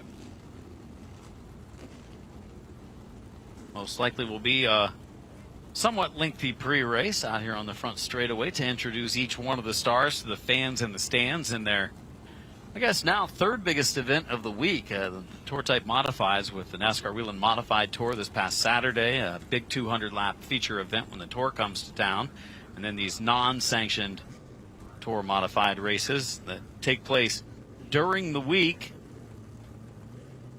As there's a look at our point standings. No surprise there, Matt Hirschman, 150 points leading the way. I don't believe last Saturday's event was part of the standings, so just the last 2 nights, Hirschman, Emmerling, Goodale, Ripkema, and Bello, our top 5. Of course, the voice of the Tour Modifieds and the World Series for many years, 44 to be exact, has been Ben Dodge. And as these cars come onto the track, we're going to turn it over to Ben to bring you pre-race for the World Series Tour Type Modified John Blewett III Memorial. What New Jersey racing is all about. The Blewett name is a name synonymous to all of us. His fame, the red, white, and blue, is something, and the number 76 and 66 is talked about on every short track in America that runs a modified. That team is a symbol of modified racing as we know it today. It shows American pride. His success here came from owners like Joe Brady and Eddie Partridge. All of his success and talent made him worthy, as this event salutes and honors John Blewett III. Ladies and gentlemen, tonight we are proud to present to you the John Blewett III Memorial Event. 76 laps of flat-out racing by some of the best modified drivers in the country. Car number 7, New York. How appropriate that it'll be starting on the inside of the front row. The Baldwin Automotive FX Caparo machine, the defending World Series champion for Jimmy Blewett. Alongside is car number 14. This gentleman is from Orchard Park, New York. He won at Bristol on a modified tour event. The L2 Motorsports AdvantageTruck.com car for Patrick Emmerling. Row number 2 to the inside. This gentleman is a standout on the Wheel and Modified Tour with 44 starts. He's 26 years of age from Vernon, Connecticut. The Empire Financial Advisors Lee Auto Center. Adam Scavora prepared car for a former Stafford Speedway champion, Ronnie Williams. Outside, 2 nights, 2 victories, back-to-back. He's won more than any other competitor here in New Smyrna history for a World Series. The PD Motorsports car. He is 40 years of age, car number 60, defending champion, as we know it, of the Monaco Tri-Track Series. Ladies and gentlemen, from Northampton, Pennsylvania, a 3-time World Series champion and 2-time winner already, would you welcome Matt Hirschman. In the 5th starting spot, it'll be the man that set fast time this evening, driving car number 32. From Owego, New York, the Northeast Drilling Company Musco Lighting's car. Ladies and gentlemen, he won a pole this past year and it had top 5s. Would you welcome Tyler Ripkema. Alongside, driving car number 17. This gentleman is also an outstanding individual, the prize of Southern Modified Racing. From Kernersville, North Carolina, the pride of Bowman Gray. The PSR Products machine at 47 years of age, car 17 for Burt Myers. Scheduled to start in the 7th starting spot will be the number 46 car. That, of course, from Mannersville in the Riverhead Building Supply, number 46. He's 20 years of age. It is Justin Brown. Scheduled to start outside of him, kind of appropriate, is car number 58. He has over 205 starts on the Wheel and Modified Tour. From Riverhead, New York, driving the GAF Riverhead Building Supply, number 58. He's a former big winner also here at New Smyrna Speedway. Would you welcome Eric Goodale? Moving now to the inside of row number 5. It'll be car number 24. If it wasn't for bad luck, he'd have no luck at all. From Homedale, New Jersey, the Supreme Manufacturing car, car number 24 for Andrew Kraus. Alongside will be another outstanding up-and-coming talent, car number 55, Connecticut. Of course, this gentleman comes from Danbury, Connecticut. The Montanari Fuel, a former Stafford Speedway champion, 22 years of age. Welcome, if you would, Teddy Hodgson. Row number 6, inside. What consistent, strong runs this young talent has had. They call him Bad Boy. He's from Newtown, Connecticut. The Jensen Racing Enterprises, Creative Racing, number 179. 17 years of age. Welcome, Anthony Bello. Alongside of him, had a great run in the Wheel and Modified Tour with car number 19, the Port Mammoth, New Jersey driver of the Wannick Construction Company car, car 19 for Anthony Cecily. Scheduled to start now on the inside of the next row. He'll be behind the wheel of car number 82. That is the Danny Watts car. For a former winner, it is Craig Lutz. Outside of Craig Lutz, also also a gentleman who's long overdue for more success here at New Smyrna. It will be the number 54 car, and that, of course, is Tommy Catalano. Tommy Catalano driving the 54, the FX Capera Catalano Motorsports car from Ontario, New York. Scheduled to move to the next row. It is car number 8. This is Cam McDermott, 33 years of age, a 3-time Thompson champion in the Mike Holmes and Sons excavating car from Canterbury, Connecticut. Car number 7, North Carolina, will be your next starter. He's a 4-time Florida Modified champion from Louisville, Kentucky, driving the Baldwin race car. It is Caleb Heagy. Outside of Caleb Heagy on the next row will be the number 02 car. Car number 02 will be picking up our next starting spot.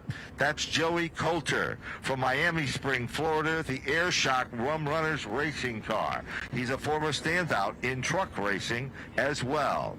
Next we go to car number 36, the Zapienza Motorsports car for the 57-year-old driver from Riverhead, New York, from the Wheel and Modified Tour, Dave Zapienza. In the 19th starting position, it is car number 25. He's the 2020 New Hampshire State champion. In one season, he won 3 track championships. He's a champion, a former champion of the Modified Racing Series, now sponsored by Milton Cat. The Maurice Enterprises RHR construction car. Ladies and gentlemen, he will be driving car 25. It is Brian Roby. Alongside of Brian Roby, car number 2, one of the hot drivers from Long Island, the 43-year-old driver from Center Reach, the Ghost Jobber cycling car, and the driver is, of course, the number 2 car of J.R. Bertuccio. Next we go to car number 29. From Dawsonville, Georgia, the other famous driver there is the Cope Racing Products Max Industries car. 24 years of age for Spencer Davis. Outside of that row, driving car number 9. It'll be the Red Bank, New Jersey driver, the Martino Race Engines car. His dad is a member of the 200-mile-an-hour club and engine builders for Dragon Oval, Tom Martino. Schedule a start to the inside of the next row, driving car number 70. This will be the number 70 machine, a familiar name here at the New Smyrna Speedway, for Jeremy Gertzner. Outside of that row, driving car number 71. It will be the number 71 for Michael Rukoski from Riverhead, New York. Moving now to the 27th starting position is car number 11. This is Norman Newman, 37 years of age, out of Ontario, Canada, the Family Funlands machine. Outside of that row is car number 09. That will be the number 09 car, which is driven in the competition for this evening's presentation. It is Chris Hatton, the former champion and standout here at New Smyrna Speedway. Rich Parker is up next in the Fork River, New Jersey drive, the Vorez Seacoast Accounting sponsored car. Car number 55, the dark number 55 car, will be starting at the rear of the field. That car will be driven in the competition by Tim Moore. Amy Catalano will be our only female driver, starting back in the 31st position with car number 56. And a man that had a consistent good run and also a standout on the NASCAR Wheel and Modified Tour, the Nacella Paving K&D Associates air gas car from Berlin. Would you welcome Anthony Nocella? And our final car on the starting grid is car number 27A, and that, of course, will be picking up at the rear of the field for Adam Lacera out of Lavatel, New Jersey. Ladies and gentlemen, that is your starting lineup for the Tour Type Modified main event. Let's go back and take a look at the finish from 2002. And that, of course, will consist that Matt Hirschman won this event 1 year ago. Jimmy Blewett would finish in second. Craig Lutz would finish in third. Joey Coulter was fourth. And Patrick Emmerling would round out the top 5. The story on night number 2, Matt Hirschman was a dominant car. Patrick Emmerling was right in his tire tracks. And then it was Eric Adale, Anthony Bello, And Big thanks to Ben Dodge, the voice of the Florida modifier, the tour type modifieds for a long time here at the World Series. Charlie Crawl, Adam Mackey here in the booth tonight on Flow Racing. And Jacqueline Drake down on pit road. And here we go. 76 laps. The distance as the engines fire for the tour type modifieds. The John Blewett III Memorial. I'll tell you what, when I think of New Smyrna Speedway, dating back to when I was a kid reading the results in the Mid-American Auto Racing News, you know, this is the division that got me interested in what happened down here in the month of February. I thought it was so cool that they came down and raced for an entire week down here. And here we go, 76 laps. This is going to be a terrific race, Adam, and we have got some of the best names in tour-type modified racing lined up at the front of this field. And they all come from, you know, various different backgrounds. You know, of course, we've got, you know, Jimmy Blewett starting inside the front row, Patrick Emmerling alongside. Emmerling, you know, making some noise as a team owner in both the NASCAR Xfinity Series and the ARCA Menard Series. You've got Matt Hirschman back there in row 2. Hirschman looking to go 3 in a row here this week. He's already won both of the 50-lappers. He's dominant here in the long-distance races. You've got Tyler Ripkema back there in row 2. He was impressive yesterday, very aggressive in that number 32. He timed in quickest tonight. And then how about a guy like Burt Myers coming from the Madhouse there at Bowman Gray Stadium? You know, Burt has a very solid starting position outside row number 3. So we've got a wide range of talents coming from a wide variety of backgrounds right up here at the front of the field. And an extra long distance tonight, 76 laps, the distance, of course, in honor of Johnny Blewett III. Top qualifier was Tyler Ripkema in the 32 car. He will start in the 5th position after drawing the 5 pill. That put the 5th fast qualifier Jimmy Blewett on the pole, the brother of John Blewett III. Talked about the points earlier. Hirschman leads the standings by 4 over Emmerling. Both of those drivers have had outstanding weeks so far, especially Hirschman. He was not as good as he wanted to be on Saturday night in the Tour Mod race, the Whelen Modified Tour. Had a chance to lead for just, a corner.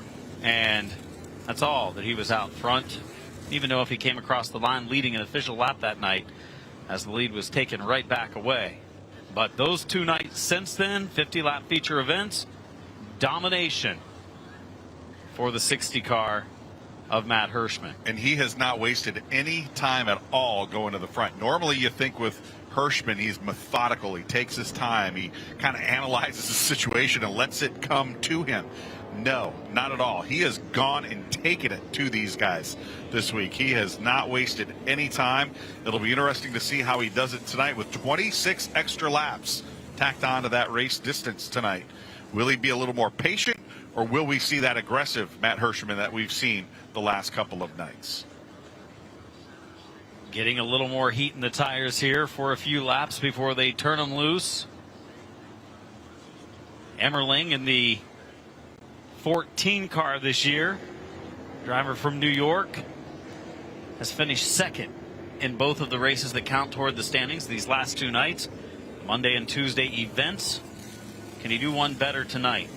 To do so, we'll have to come from the outside of row number 1. He's got the advantage on the start. That outside of row number 1, the place to be in all of our divisions, especially these tour type modifieds. Of course, that's the Joey Stearns car, the 3-time Lancaster modified champion, up there just outside of Buffalo, New York. Second row, great qualifying effort for the 50 of Ronnie Williams. 2 to go till we turn them loose. Fans waving to the competitors as they go by on the front straightaway. You see the 7 of Blewett, his best opportunity with a great qualifying effort, putting him into the invert tonight. The pole position, Ronnie Williams in the 3rd starting spot. A good qualifier and a good racer. Williams, 13th and 5th, his finishes this week.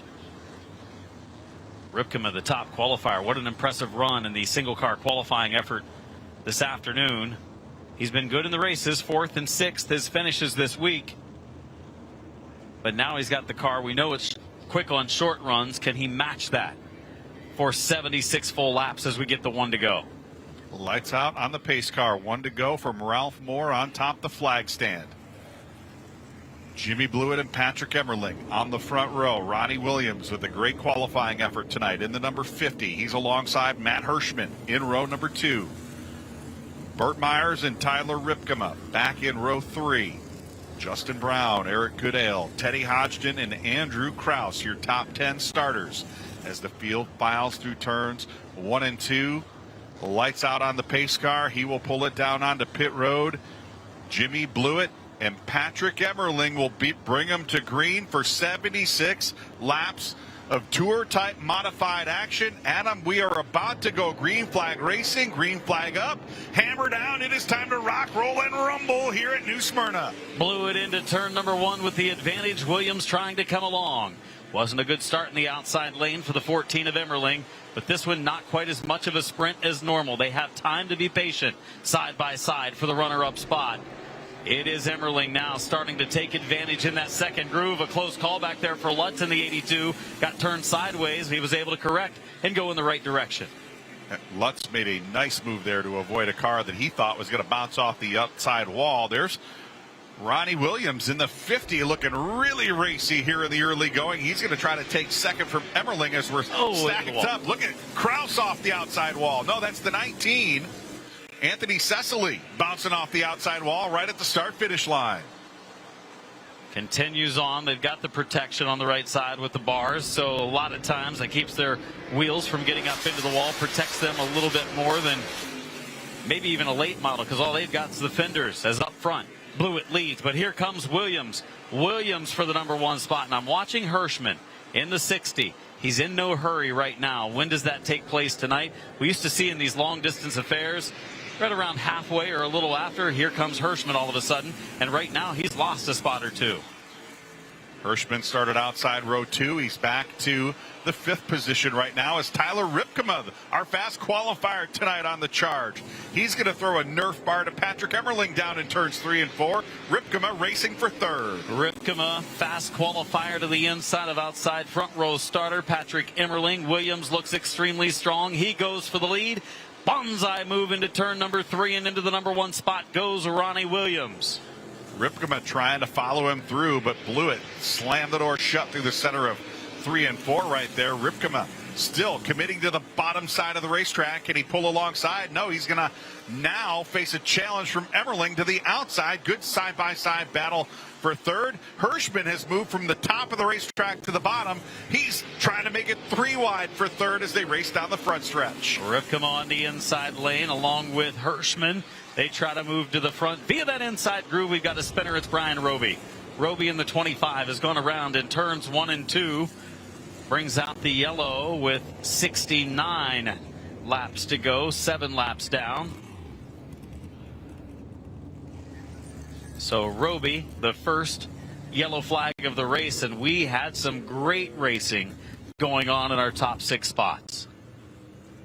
You know, it's interesting to see the varying strategies that some of these drivers up near the front have for this 76 lapper. Right now, Ronnie Williams wants to get up and lead some laps. He's not about being patient. He wants to get up and get out front, get ahead of these guys. Jimmy Blewett, I think if Blewett could get up there and lead, he would too. Ripkema certainly wants to get up there and run away from the pack. But right now, Emmerling and Hirschman just kind of patient, waiting. They're going to let it come to them. And like you said, Hirschman even dropped the position on that start. So he certainly knows he's got a good car, no rush to get to the front. Taking a look at the rundown, Williams leading the race. Blewett second, Ripkema in the 3rd spot. Patrick Emmerling, Matt Hirschman rounding out the top 5. Eric Goodale, who's been very good. There's Nocella in the 92, heading to the pits. Anthony Nocella this week, 9th place finish last night, had a 25th in Monday night's race. Nocella, we've seen him very competitive, racing for wins in the past, started 32nd tonight. So they're coming in to maybe make an adjustment on this car, get him back out. As they talk to the driver, and they do make an adjustment on the ride. 2 rounds there on the track bar in the back. That's a pretty big adjustment. Also looking at that right front. Amish Electric. Is that kind of an oxymoron on that hoodie right there? Maybe. 69 laps left. They have chosen lanes. Williams takes the outside, Blewett to the inside, Ripkema to the inside, and Emmerling to the outside. So the third place competitor, Tyler Ripkema, chose to go to the inside lane this time. A little bit different. He's been working the bottom side of the racetrack, and it's worked to his advantage so far. So maybe not a surprise there for Ripkema, but indeed Hirschman electing to go to the top side of the racetrack. No surprise. He's very comfortable in that outside groove as we do get the one to go this time around. Lights out on the pace car. We'll go back. Green flag racing. 69 laps remaining here in the John Blewett III Memorial. Night number 6 here of the World Series of Asphalt Stock Car Racing at New Smyrna Speedway. One of the headline events of the week on track right now. I believe Hartwig and LeCicero, from word from the pits, and Jacqueline Drake, both mechanical failures, having problems and heading behind the wall. Coming to green in turn 4 this time. Williams brings the field in, back underway. The leader, Ronnie Williams, in the 50, sets the pace. First 7 laps without a yellow. The slowdown doubles him up. Up the track goes first and second. Blewett trying to stay alongside. Here comes Emmerling, the 14, looking for a lane. Blewett tried to drive Ronnie Williams up the track down in turns 1 and 2 to take that line away from him. It almost worked, but Williams really has a good race car here in the early going. But look at Jimmy Blewett driving in deep down into 1. Williams with the crossover. Some slip and slide, dip and dive here early in the going. Williams right against the yellow line. There's Ripkema following closely on the inside lane. So he is going to utilize that inside groove again. Before the yellow, Hirschman was following Ripkema. This time Hirschman up the track a little bit. Here comes Emmerling to the top side of Williams. Maybe it's the outside lane going to move now, as Patrick Emmerling taking advantage of Williams caught on the bottom. Ripkema is just raring to go in that 32 car.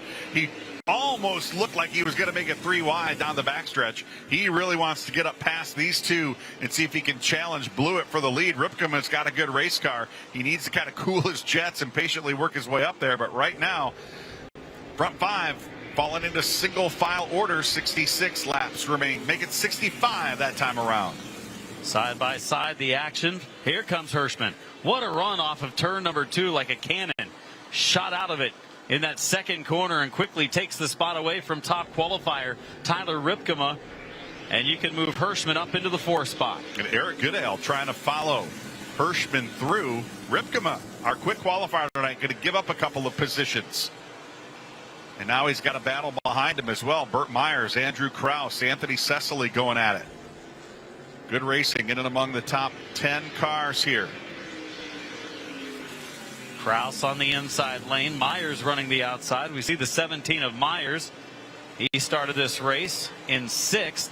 Myers currently in 7th, but he has some openings out there. If he can make the second lane work, he can pick up some ground, pick up some spots. You know, we heard some talk about this from the super late model drivers, particularly yesterday with the different rubber on the racetrack. They said that modified rubber really affects our race cars. I believe this is the first time this week we've seen the modifieds on the racetrack after the super late models. Interesting to see how that's affected the second groove here tonight, because normally we do see a lot more of that second groove running, particularly early in the race. Right now, Burt Myers, the only one venturing to the top side. And see is working around Andrew Krause just outside the top 5. It is Myers working the top lane, Krause working the bottom of the racetrack, but it's pretty much nose to tail throughout the field. Many of the drivers right now, I think, Charlie, being a little bit patient. We're just 16 laps into this 76 lap John Blewett III Memorial. Andrew Krause with a good run going in the 24 car. He's had some rotten luck here over the last couple of years. He got shoved up into the fence down the backstretch a couple of nights ago, knocked the right front corner off that car. Team worked hard to get it repaired and back on track as we see Hirschman to the inside of Williams. Matt Hirschman in the number 60 on the charge. Move him up to 3rd. One at a time. Here comes Hirschman. Riding in line, sees the opening, makes the pass, doesn't over-abuse the car. He's ready to make his next move, I think. Look at Goodale. Driving hard into turn 3 for 4th. Williams gave Hirschman a shot, and right as he was doing that, Goodale dove it deep into turn 3. Give the driver the 58 car, the 4th position. There are the top 6 competitors, nose to tail. Williams a couple of times getting into the 58 of Goodale. Goodale trying to follow Hirschman to the front. Eric Goodale, of course, a veteran of World Series. Tour type modified action. We always see that 58 car down here having another solid run here tonight early on. For this week, he has been strong, finishes a 5th and 3rd, but not enough over those first couple of nights to do anything with that 60 car. It's been all Matt Hirschman, and he's stepping forward now, making his moves. Hirschman going for second. Hirschman dives to the inside of Patrick Emmerling. Battle for second into turn 3. Hirschman clean. That's the battle for third, excuse me. Hirschman cleanly under Emmerling. He will take over that position. No, indeed, that was the battle for second. They were battling not to fall to third. That's exactly right. In your defense. In my defense. We've completed over 20 of the laps so far, and Hirschman methodically making his way to the front. Started in 4th, fell back to 5th or 6th, and every lap or two, he makes a move to the inside. We're down to about 50 to go. In those 50-lap races, he led convincingly each night all the way to the finish. Here comes Kraus to the inside of Ripkema. That is for 6th. Andrew Kraus with a good run going. We looked at his stats earlier in the week. A lot of success up at Wall Stadium in New Jersey.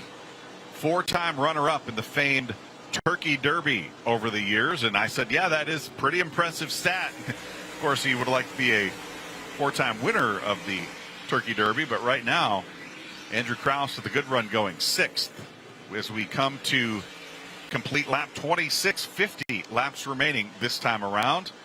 Jimmy Blewett holding on to the top spot as Hirschman looking for some racing room there at the top side of 3 and 4. He does that quite often, kind of runs even when he's by himself. Makes that exit of turn number 4 much higher than any of the other competitors, and it's worked out for him in the past. We'll see what he does this time. Glued against the yellow line. There he goes toward the top. He uses that second lane on exit, keeps his momentum up, and he has seemed to find something over the last few years up in that second groove coming off of turn 4 after riding the bottom all the way through 3 and 4. 49 to go. Hirschman looking for the right time to go after the 7 of Blewett. Still about a half car length off the back bumper bar of the 7NY. Tommy Baldwin owned automobile. The familiar Blewett family colors. As Hirschman looking to the inside ever so slightly there off of 2. He's going to drift to the top side there in 3 and 4. That car able to go anywhere he wants it to here in the early going. Yeah, he looks pretty comfortable right now, using multiple different lanes, and here it is for the lead. Matt Hirschman to the inside of Blewett for the number 1 spot. 47 to go, 46 this time. Hirschman ducks under on the backstretch, takes the lead away, and Matt Hirschman leads lap number 30 at the line. Wow, what a textbook pass there by Matt Hirschman in the 60. That car drifted up to the top side. Right as he got on the hammer, he pointed it left, dove underneath. Jimmy Blewett powered on by to take the lead. Matt Hirschman, Big Money Matt, back out in front. A very familiar place for him here at New Smyrna Speedway as the field streaming by underneath Ralph Miller on the flag stand. There's a good battle for position. Catalano underneath Joey Coulter in the 0-2. Coulter had a good run the other night. First time we've seen the driver of that number 0-2 car on the podium here at the World Series. You know, he had that good run, like you mentioned, on Monday night, finishing in the 3rd spot, but it shows how tight the competition is, because the last couple nights he's been mired back outside of the top 10. Coulter in the 0-2 finished 13th last night, currently running in the 14th position is Joey Coulter. Cam McDermott in the 8 car, that yellow car to the bottom side, looking pretty racy as he's trying to find some room underneath Joey Coulter. Of course, they're tracking that in the tire tracks at Teddy Hodgdon in the 55. Tommy Catalano, been a good big week for the Catalano family. Yeah, Trevor in the 602 modified division has been very good, winning 2 of the 3 races. Then finishing 2nd last night. If he had gotten the yellow down the stretch, he might have been up there battling for the win. Battle is on between Hodgdon and Catalano. We also see Anthony Bello in the 179 looking pretty racy. He's looking for some room to get underneath Justin Brown in the 46 automobile. This just outside the top 10. Actually, Justin Brown in the 10th position. Bello just outside the top 10 in 11th. Catalano has worked his way past Hodgson. Field mixing it up. Back in the pack. Closing on the halfway mark of this race, the John Blewett III Memorial seeing Matt Hirschman, to no one's surprise, leading the way, starting from the 4th position and trying to dominate once again tonight over a half-second lead. Saw Ripken there briefly. There's the lead battle as they come up on the back half of the field. One of the cars getting ready to go down a lap just ahead of the leader, Matt Hirschman, moving over to the bottom lane. For the leader, it's Christopher Hatton. Sharp 09. Hirschman sweeping around the outside. Blewett still about 3 car lengths off the back bumper of our leader. Emmerling another 3 car lengths back in 3rd. See the top 3 cars trying to break away. 2 of those 3 cars have been up there in the top 3 all week. Blewett in the 7 coming into the night just outside of the top 10. His last 2 efforts, a 6th and a 7th in that beautiful number 7 car. He had a good run in this race last year as well. Always seems to step it up when he's racing in his brother's memory here at New Smyrna Speedway. Emmerling closing in ever so slightly there in the 14 car. Emmerling's had a really strong week. He's qualified well. He's raced well. Just hasn't been able to get up there and mix it up with Matt Hirschman. There comes Emmerling. Look at that run to the outside that he gets. Kind of a rare place to jump to the outside lane. So you know the 14's still strong. Handling very well. Looked like he was going to pull up alongside Blewett there, but Blewett didn't give him a whole heck of a lot of room off of turn 2 right there. So Emmerling wisely rolled out of the throttle and has fallen back in line. But I think that 14 car may be just a touch quicker right now than Blewett is. And Emmerling, he can see Hirschman, again, as he has done all week, inching away from the field. He's not gapping him, by a quarter of a second a lap, but he is ever so slightly just putting that gap on him. And Emmerling wants to get up there and see if he can keep him in his sights. That's 2nd and 3rd right there. The battle between Jimmy Blewett and Patrick Emmerling. Emmerling, as you mentioned, definitely a little bit quicker right now than Blewett. Blewett's car may be fading. Long green flag run here, closing the gap on 2nd and 3rd. His 4th place competitor Eric Goodale. Running 5th is Ronnie Williams. Here's another try to that 2nd lane. Emmerling can't make it happen. Maybe he tries it down in turn 4. Does he stay glued to the bottom all the way through 3 and 4? This time he does. Good battle for 2nd position right now. We are past the halfway point in the Blewett Memorial here at New Smyrna Speedway. There's the leader, Matt Hirschman, stretching out the advantage. About half a back straightaway. The advantage over Blewett in the 2nd position.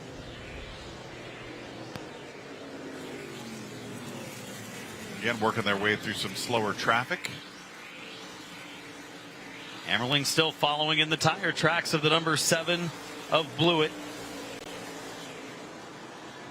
2nd and 3rd watching as Hirschman pulls away, but he's not just really checking out. He's just got a comfortable lead built up, so if he does make a slight mistake, like that ever happens, honestly. Less than 30 to go. Here's another run for Emmerling, peeking to the bottom side of Blewett. And the yellow lights are on as we've got a car sideways there at the bottom of turn 4. That looks to be the number 70 of Jeremy Gerstner. And he will bring it right on down pit road. But that does put us under the caution flag. And Adam, we had a real nice long green flag run right there. And I thought we saw exactly what we were going to see right there. Nothing spectacular, but very methodical move through that front 3 or 4 cars. Matt Hirschman picking them off one at a time, and he has built himself into a comfortable advantage. That advantage is going to be a race right now, but he's going to have lane choice on this restart, and I don't know that Blewett has anything for him once we go back racing. Jacqueline's been checking things out down in the pits. Hasn't been real active down there because we haven't had many cautions, Jacqueline. Now it's calm down here, especially compared to that pro late model race we had earlier, guys. But You know, the 58 of Eric Goodale currently sitting in fourth. He finished third last night. I spoke to him earlier, and he's playing out his strategy exactly how he wants it, saving his tires, hoping for a caution here, and if he's saved enough. So we got about 30 laps to go here. We'll see if Goodale has saved enough tires for the end of this race. It's about conservation. Believe it or not, I think the 60 has saved tires. It's weird, but I think you're right. How do you knife through the field the way that he has, but still take care of those tires? I think that proves how well that car handles. Right. And it is like driving with an egg underneath your foot on that throttle. He is so smooth. I think he still has plenty of tire left for the final 29 laps here. 29 laps to go. It's a short sprint to the finish now. They're used to running 50 lappers. They'll run a 50 lapper tomorrow night on our Thursday night program, and they'll come back with 100 laps in the Richie Evans Memorial on Friday night here at New Smyrna Speedway. 10-time NASCAR modified champion Richie Evans. One of the cars that he drove on display downstairs. I always take time each and every year we come here just to go check that car out. What a pretty looking race car that was. And of course, Richie, one of the characters of the formational days of the mod tour, and won the modified championship, unfortunately, the year that he lost his life back in 1985. And we have raced in his memory here every year since. Been a long time. We've been running these John Blewett III memorials as well on Wednesday night of the World Series, as there's the Craig Lutz machine getting a push. It looks like he's going to be done for the event. Matt Hirschman with 3 John Blewett III Memorial wins, including last year. Ryan Preece won his second the year before. Anthony Nocella back in 2020, the 92 car we saw earlier. He was victorious in 2020. Hirschman won his first 2 in 18 and 19. So he had like 13 World Series wins coming into this year's World Series. And like 6 of them were Richie Evans Memorials. 3 of them were John Blewett III Memorials. They were all big distance affairs. Now, the way that car is this week, I don't think it matters whether it's 20 laps or 200 laps at this point. The 200 lapper, obviously, this past Saturday he did win, but they've adjusted perfectly since then. And he did get involved in a little incident there early in that race, and I think knocked the suspension. Didn't knock the suspension off the car, but knocked the toe in out just enough that car wasn't driving the way that Matt normally has that car driving. But I think you're exactly right. He is just on a roll. You know, we have talked about Ryan Preece a lot this week. Unfortunately, not here racing. He's been here.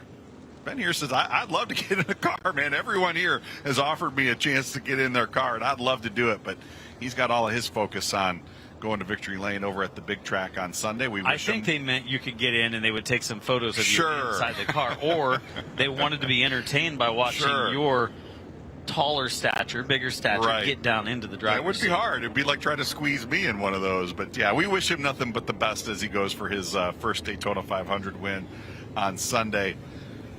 Miss you racing over here, Ryan, but we're going to keep an eye on that 60 car the rest of the week. Matt Hirschman having a great week so far. Hey, we need to look this stat up. Has anybody ever swept the week in the tour type modified division here?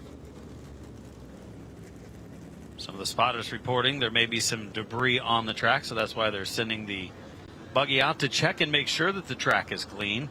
Yeah, Ryan Preece, like you mentioned, just here helping work on race cars instead of actually driving, wants to focus, as you mentioned, on the Cup Series with the new ride this year. And what a run he had out in California there a week and a half ago.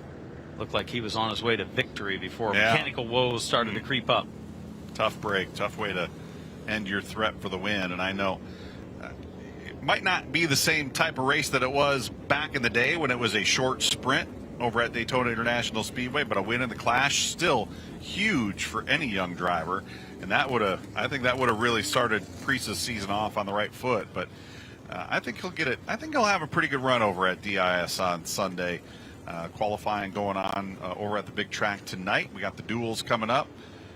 NASCAR Craftsman Truck Series race on Friday. The ARCA Menard Series and NASCAR Xfinity Series doubleheader coming up on Saturday, all leading up to the crown jewel, the Daytona 500, this Sunday afternoon. No sweeps in the Tour Type Modified events for the World Series in the history. Elgin Trailer, Stat Boy letting us know that it's not happened.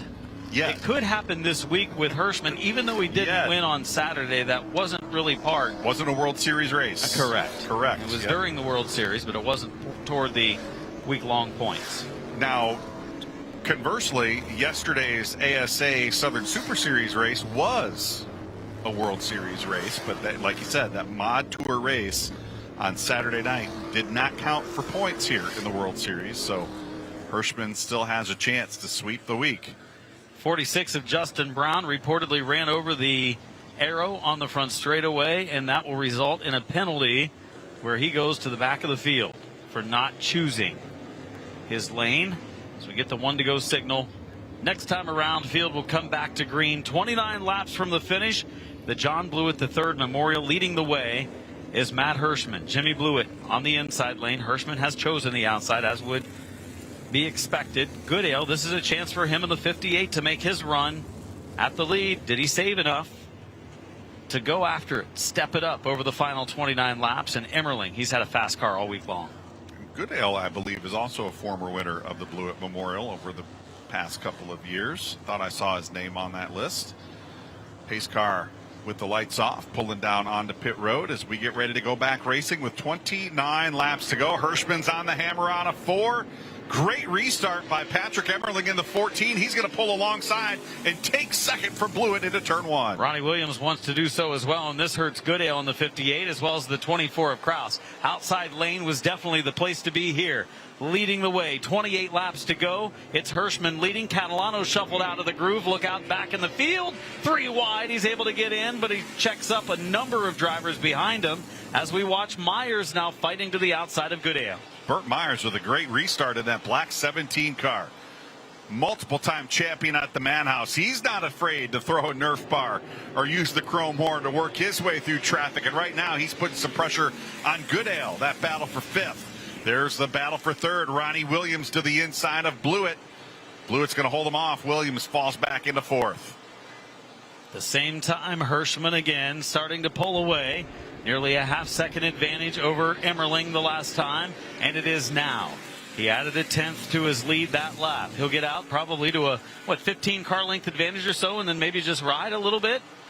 Would be expected in case we have a later restart, save some of that tire wear. As the 58 of Goodale runs the inside of Myers. Myers at the line this time has the 5th position. He's had a pretty good week. He's been competitive in that 17 car. Ronnie Williams in the 50, still trying to work his way around Jimmy Blewett in the 7NY. Williams looks like he's a little bit quicker. Just can't find the racing room to get past Jimmy Blewett and try to track down Emmerling. The top 2 have separated themselves ahead of this battle. Here comes Williams with the run. No, Blewett slamming the door shut there into 3. Blewett trying to remain in a podium spot right now. 23 laps to go. He has 3rd. Williams wants to take it away. Burt Myers runs back there in the 5th spot. Goodale just out of the top 5. Look at the battle lower right of the screen. It's heating up, and a driver that was having a great run, the 24 of Kraus, he was up in 5th on the restart. He has been shuffled back now outside the top 10. Yeah, all the way outside the top 10. This is a very physical battle. Tyler Ripkema there, Cam McDermott in the 8, Teddy Hodgson in the 55. Nocello looking to the inside of Andrew Kraus. I thought I saw Kraus make a big evasive move there a couple of laps ago. Rolled out of the throttle and dropped a couple of positions right then and there, but that car fading later in the race. Kraus from 5th all the way back outside the top 10, now running 12th. See Nocello right in front of him in the 11th spot, trying to move up a position as well, and the field slows. The field slows now for the 9 of Martino. Tom Martino Jr. has spun it, got it back in the right direction. Doesn't look to be any damage. Will be able to continue, but now Hirschman will have a new challenger on the front row by way of Patrick Emmerling. Emmerling has done a really nice job conserving his tires and keeping that car underneath him for for a late race dash to the front. Let's see if he's got anything left for Hirschman here, as we'll have 20 laps remaining.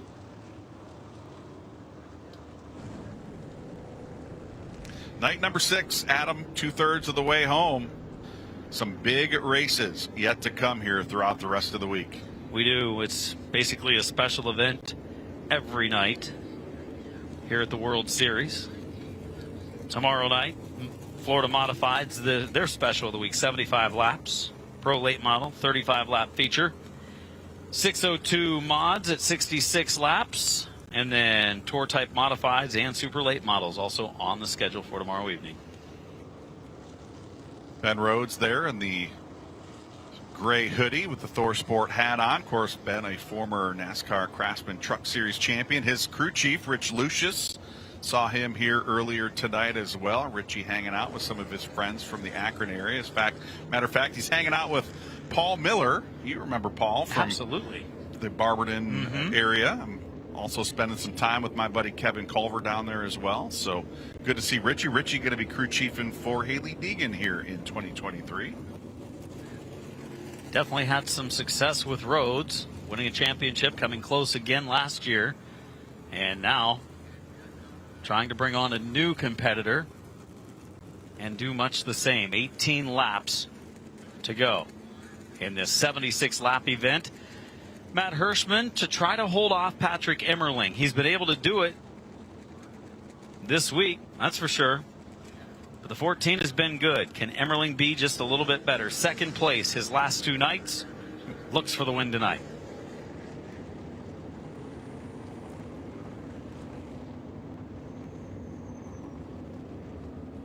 Field circulating behind the pace car. We'll have 17 laps to go when we come back.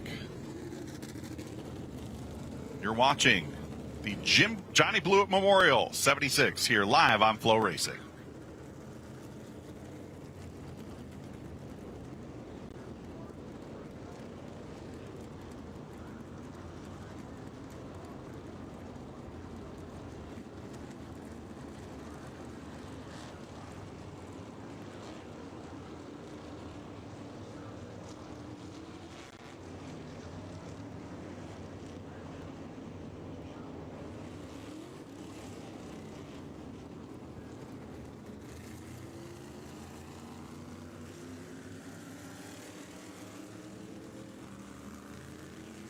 $60 laps completed, 16 laps to go.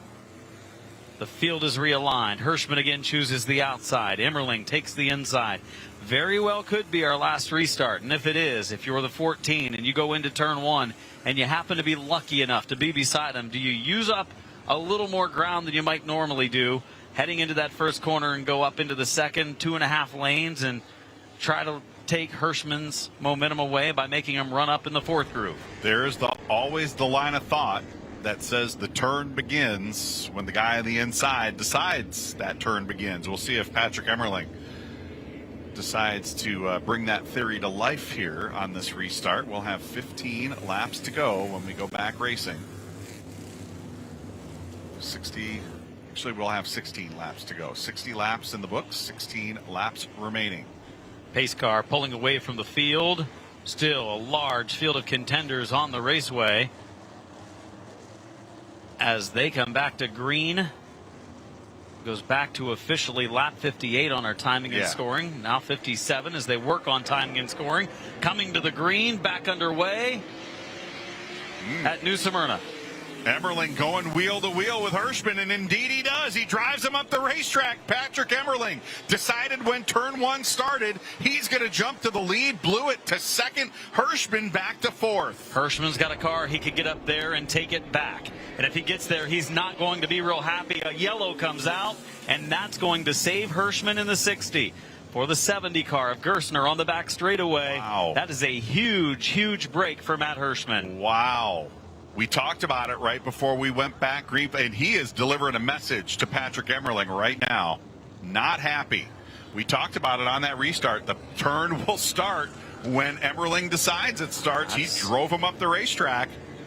That's the key with being on the front row. If you choose the outside, and most drivers do, it's the right decision. It will be a complete restart just the way they were. Hirschman will be on the outside. The thing with it is, that's the place to be, but it's always, at the discretion of that guy on the inside lane. If he's still there going into one, as I talked about, he has that ability to move you up. And that's exactly what he did, and Hirschman was not happy with that move. And you have to wonder, will Emmerling do it again? It worked. You can't argue with the fact that it worked. And, boy, Hirschman definitely not happy with Emmerling on that restart as we line him back up in the order that we were running. Big break for Hirschman. He was back in, the fourth position? He's going to have his work. He was definitely going to have his work cut out for him. 21 to go. The official laps left in this race. We actually do have 60 laps in the books, I think. Or, excuse me, we have 20 laps remaining. The lap count kind of fluctuated there, scoring recycled under that caution. We will have 20 laps to go. We'll confirm it when we do go back to green. There are 55 right now on timing and scoring, which would leave us 21 to go. So we'll see what happens. We'll keep you updated as they get the 1 to go signal. 1 lap away from restarting this one. Hirschman outside lane, Emmerling inside. Then it's Williams outside lane, Blewett inside. And there's Goodale restarting inside of row number 3. As we get ready to restart turn 4 next time around, Burt Myers restarting in 6th. Pace car lights are out. We'll try it again. Still showing 55 laps on our official timing and scoring. So we'll go with 21 laps to go currently as they bring him back to turn number 4 to the starting box. The 60 of Hirschman to control the pace. It's a slow pace down into turn 3. He wants to clear the 14 before they get to turn 1, so it's not an issue. But Emmerling, a great restart with him. Side by side, look out, Blewett off the pace, stacking up the field behind. And Emmerling again going to jump to the lead, but look at Hirschman dive back to the bottom side. He will retake the lead off of 2. He was more prepared that time for what might take place. Hirschman into the lead, Emmerling back to second, 20 laps to go. Power move by Hirschman on that restart. Emmerling right there with him.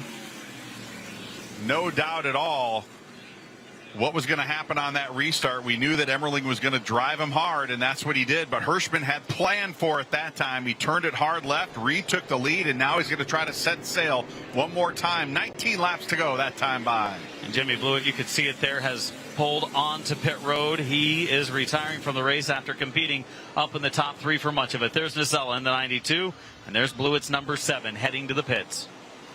Almost stacking them 3 wide. There's the other number 7 car out of the Tommy Baldwin stables. Caleb Hetty in the 7NC, trying to work his way up into the top 10. This is the battle for 11th, 12th, and 13th.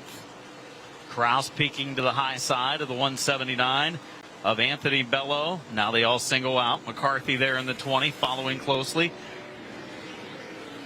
36 of David Sapienza there too. 17 laps to go. Single file formation throughout the field. Kraus looking to make a move. He was having a great run. Was up in the top 5 and then got shuffled back on a restart. Little action in front of him is top qualifier in the 32. Tyler Ripkema is under fire from Teddy Hodgson. Hodgson looking to the inside, trying to take the 9th position away from Ripkema. Ripkema really ran hard in the early going, trying to get up and battle for the lead. Believe he may have burned the tires off of that number 32 car. Has not quite been as quick as he was the earlier nights here this week, and obviously not as quick as he was in qualifying. There's Bello looking to the inside on the 179 as well. Receive word from Jacqueline down to the pits. The 7 of Blewett, transmission problems causing him to not finish tonight's race. 62 laps now completed, 14 laps to go. Hirschman leads the way. He does so by now 0.8 of a second as Ripkema gives up a spot to the 179. So Ripkema set fast time tonight. Short distance speed was good. Fast qualifier against this talented, strong field. But here in the race, he has been struggling. He's now running in the 11th position. That'll also hurt him in the championship standings for the rest of the week. Kraus Almost getting into the back of Caleb Hetty right there. And now Dave Sapienza looking to the inside. That beautiful black, pink, and white number 36. We saw Sapienza make a pit stop under one of the yellows earlier. It seems to have helped the car because he's moving forward. He's making moves on some pretty competitive race cars as he heads into the top 10. A little damage to the nose of the 36 car. I think Sapienza may have been a victim of a stack up in one of those early caution flags here tonight. I think he brought it down pit road, let the crew work on pulling some of that body work off. There's Nocella in the 92, looking to the inside of Cecily in the 19.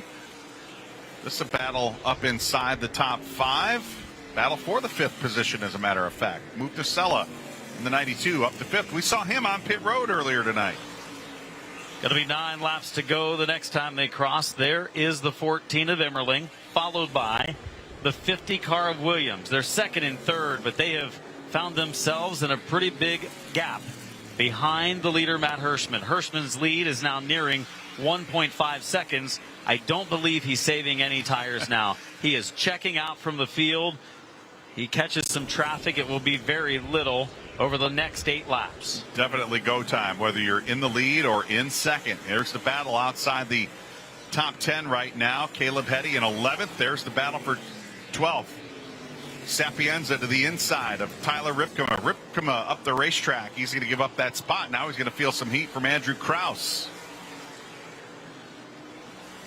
Leading the way, Hirschman still dominant tonight. This would be his 3rd win in a row following the NASCAR Whelen Modified Tour race on Saturday, in which he led for a very brief time, had to start pretty deep in the field, and just wasn't able to pick up the victory. But they worked on that car, and it got really strong. There goes Krause picking it up another spot.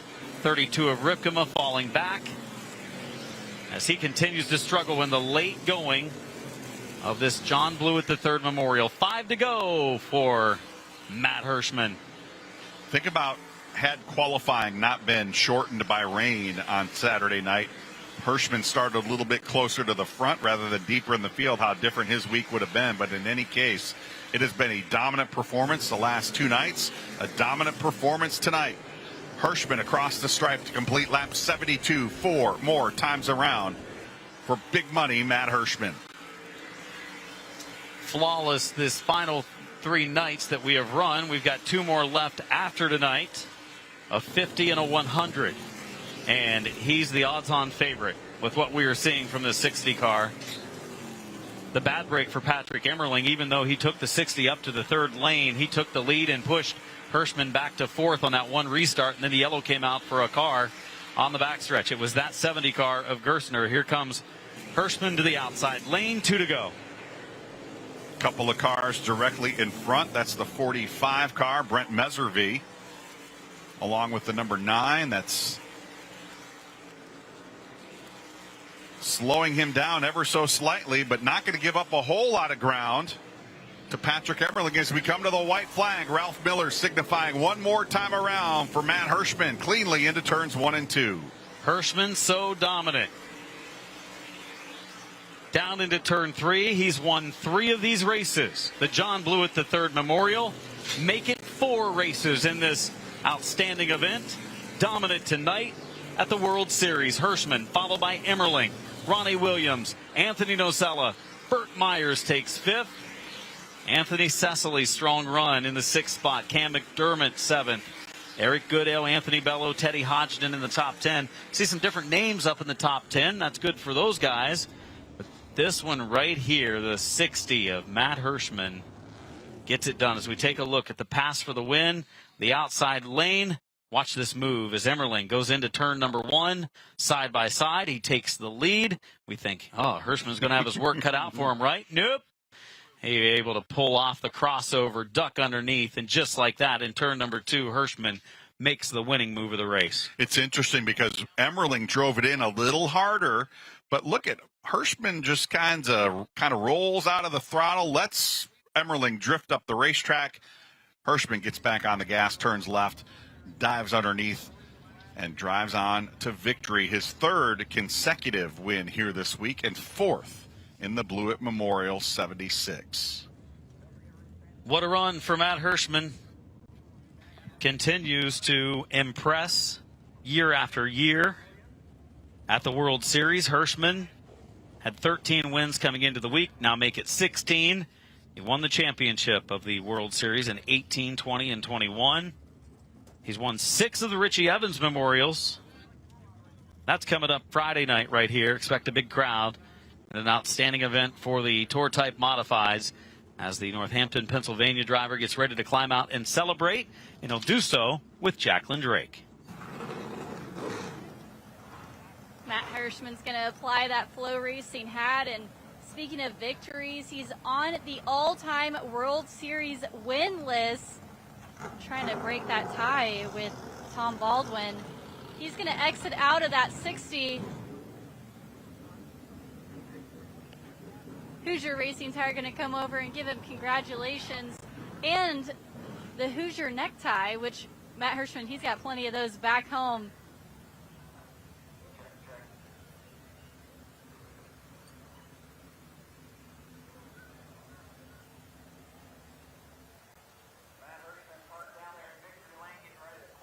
They're going to put the John Blewett trophy on top of that modified. He gets a drink of water.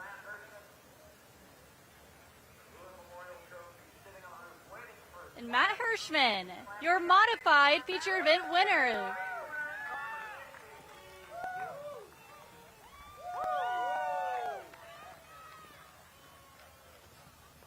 Matt, congratulations. Another victory here at New Smyrna. It didn't come without a little bit of conflict there with Patrick. What was going through your mind when that happened? I'll have to watch the replay tonight. The coverage on Flow Racing's been excellent, so I'll take a look at it later. And we'll just enjoy the win here with the team. Everybody's done a great job, and we'll just try and keep it up. We're not. We'll be on tomorrow night. Yeah, congratulations. We were just talking about all the victories that you've had, adding yourself to the all-time win list here for the World Series. What exactly does that mean to be a part of that list? We've had a real good share of success here recently, and but we also had our struggles many times we came here. I've already come here and left winless, so I know what it's like to leave here and head north winless, and I know what it's like to have a great week. And we're off to a really good start here to the Monday to Friday, and we got 2 more nights to go. We'll just see if we can keep focused and finish strong. All right, Matt Hirschman, your victor tonight. Didn't want to say much about any of the moves there late in the race. He's going to watch the excellent coverage from Flow Racing, is what he said. It's been very good. That's good. I think he was complimenting you, Charlie. I think he was complimenting our camera operators, they are which good. actually Yes. They do deserve to be complimented. They've done some excellent work this week. And what I really like about that is he's already putting his focus on the rest of the week. There's no need to cry over whatever spilt milk there may have been down in turn 1 on that restart. He's like, I'm ready to go back tomorrow, and I'm ready to look forward to Friday. Second place run for the 14 of Patrick Emmerling. Driver came up just short again. 3 second place finishes this week. What a week he could be having if maybe the 60 hauler broke down on the way to Florida. Down to Jacqueline. Patrick Emmerling, second place again here. Such a bridesmaid so far this week, though. You almost had that lead taking over before the caution came out between you and Matt. What was going through your mind? Well, first off, I got to give it up to the whole Advantage Motorsports crew here. This is our second time racing this car, and our first time here as a team in New Smyrna. And sometimes, and we're disappointed with 3 second place finishes. So we're gaining on it. We made the car a little bit better for today, and we're gonna work on making some gains for the next few. And that restart there, we kept it pretty close, even on the restarts. We were able to have great jumps, I'm sure he expected that. I was going to try to nerf him a little bit. I actually owe him a little bit more than that from some stuff, last year and earlier on last season. But we're going to, we're just going to keep on trying to improve our race car here and, try to get that a little bit better. Patrick Emmerling going to take home second place this evening. Just a little bit more, and he could be in the top spot here in the modified. Kind of one of those Patrick Emmerling's way of saying, I feel like he didn't race me real well in the past, maybe at least a time or two. So I wasn't going to give him too much when I had a chance to go after the win down in turn 1. Yeah, he certainly did move him up the racetrack there. And if not for that ill-timed caution flag, at least ill-timed for Patrick, that would have been interesting to see how it played out. But we'll have to see. Maybe tomorrow he'll have another shot at it. Third place finish for the number 50 of Ronnie Williams. Hard-nosed racing here for you, Ronnie Williams, bringing it home in the podium. How was your car this evening? Yeah, we were really good. Car was like close to perfect, so it's kind of weird that we can come home third. I don't know how much more we have to do to this car, but I can't thank these guys enough. They put in the hard work and effort, and I had my wife back home and dog Bauer, but yeah, we'll get it close to perfect tomorrow. Got 2 more days to try beating these guys. All right, well, good luck to you. Ronnie Williams, your third place finisher. Ronnie Williams, good third place run for the 50 as Matt Hirschman claims the victory in what was an exciting 76-lap race.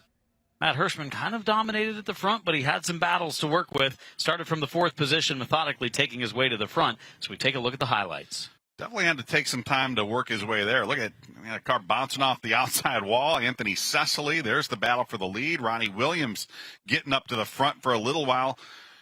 Jimmy Blewett was strong tonight in that 7NY car before some problems late in the race took him off the racetrack. But here comes that charge to the front by Hirschman in the 60.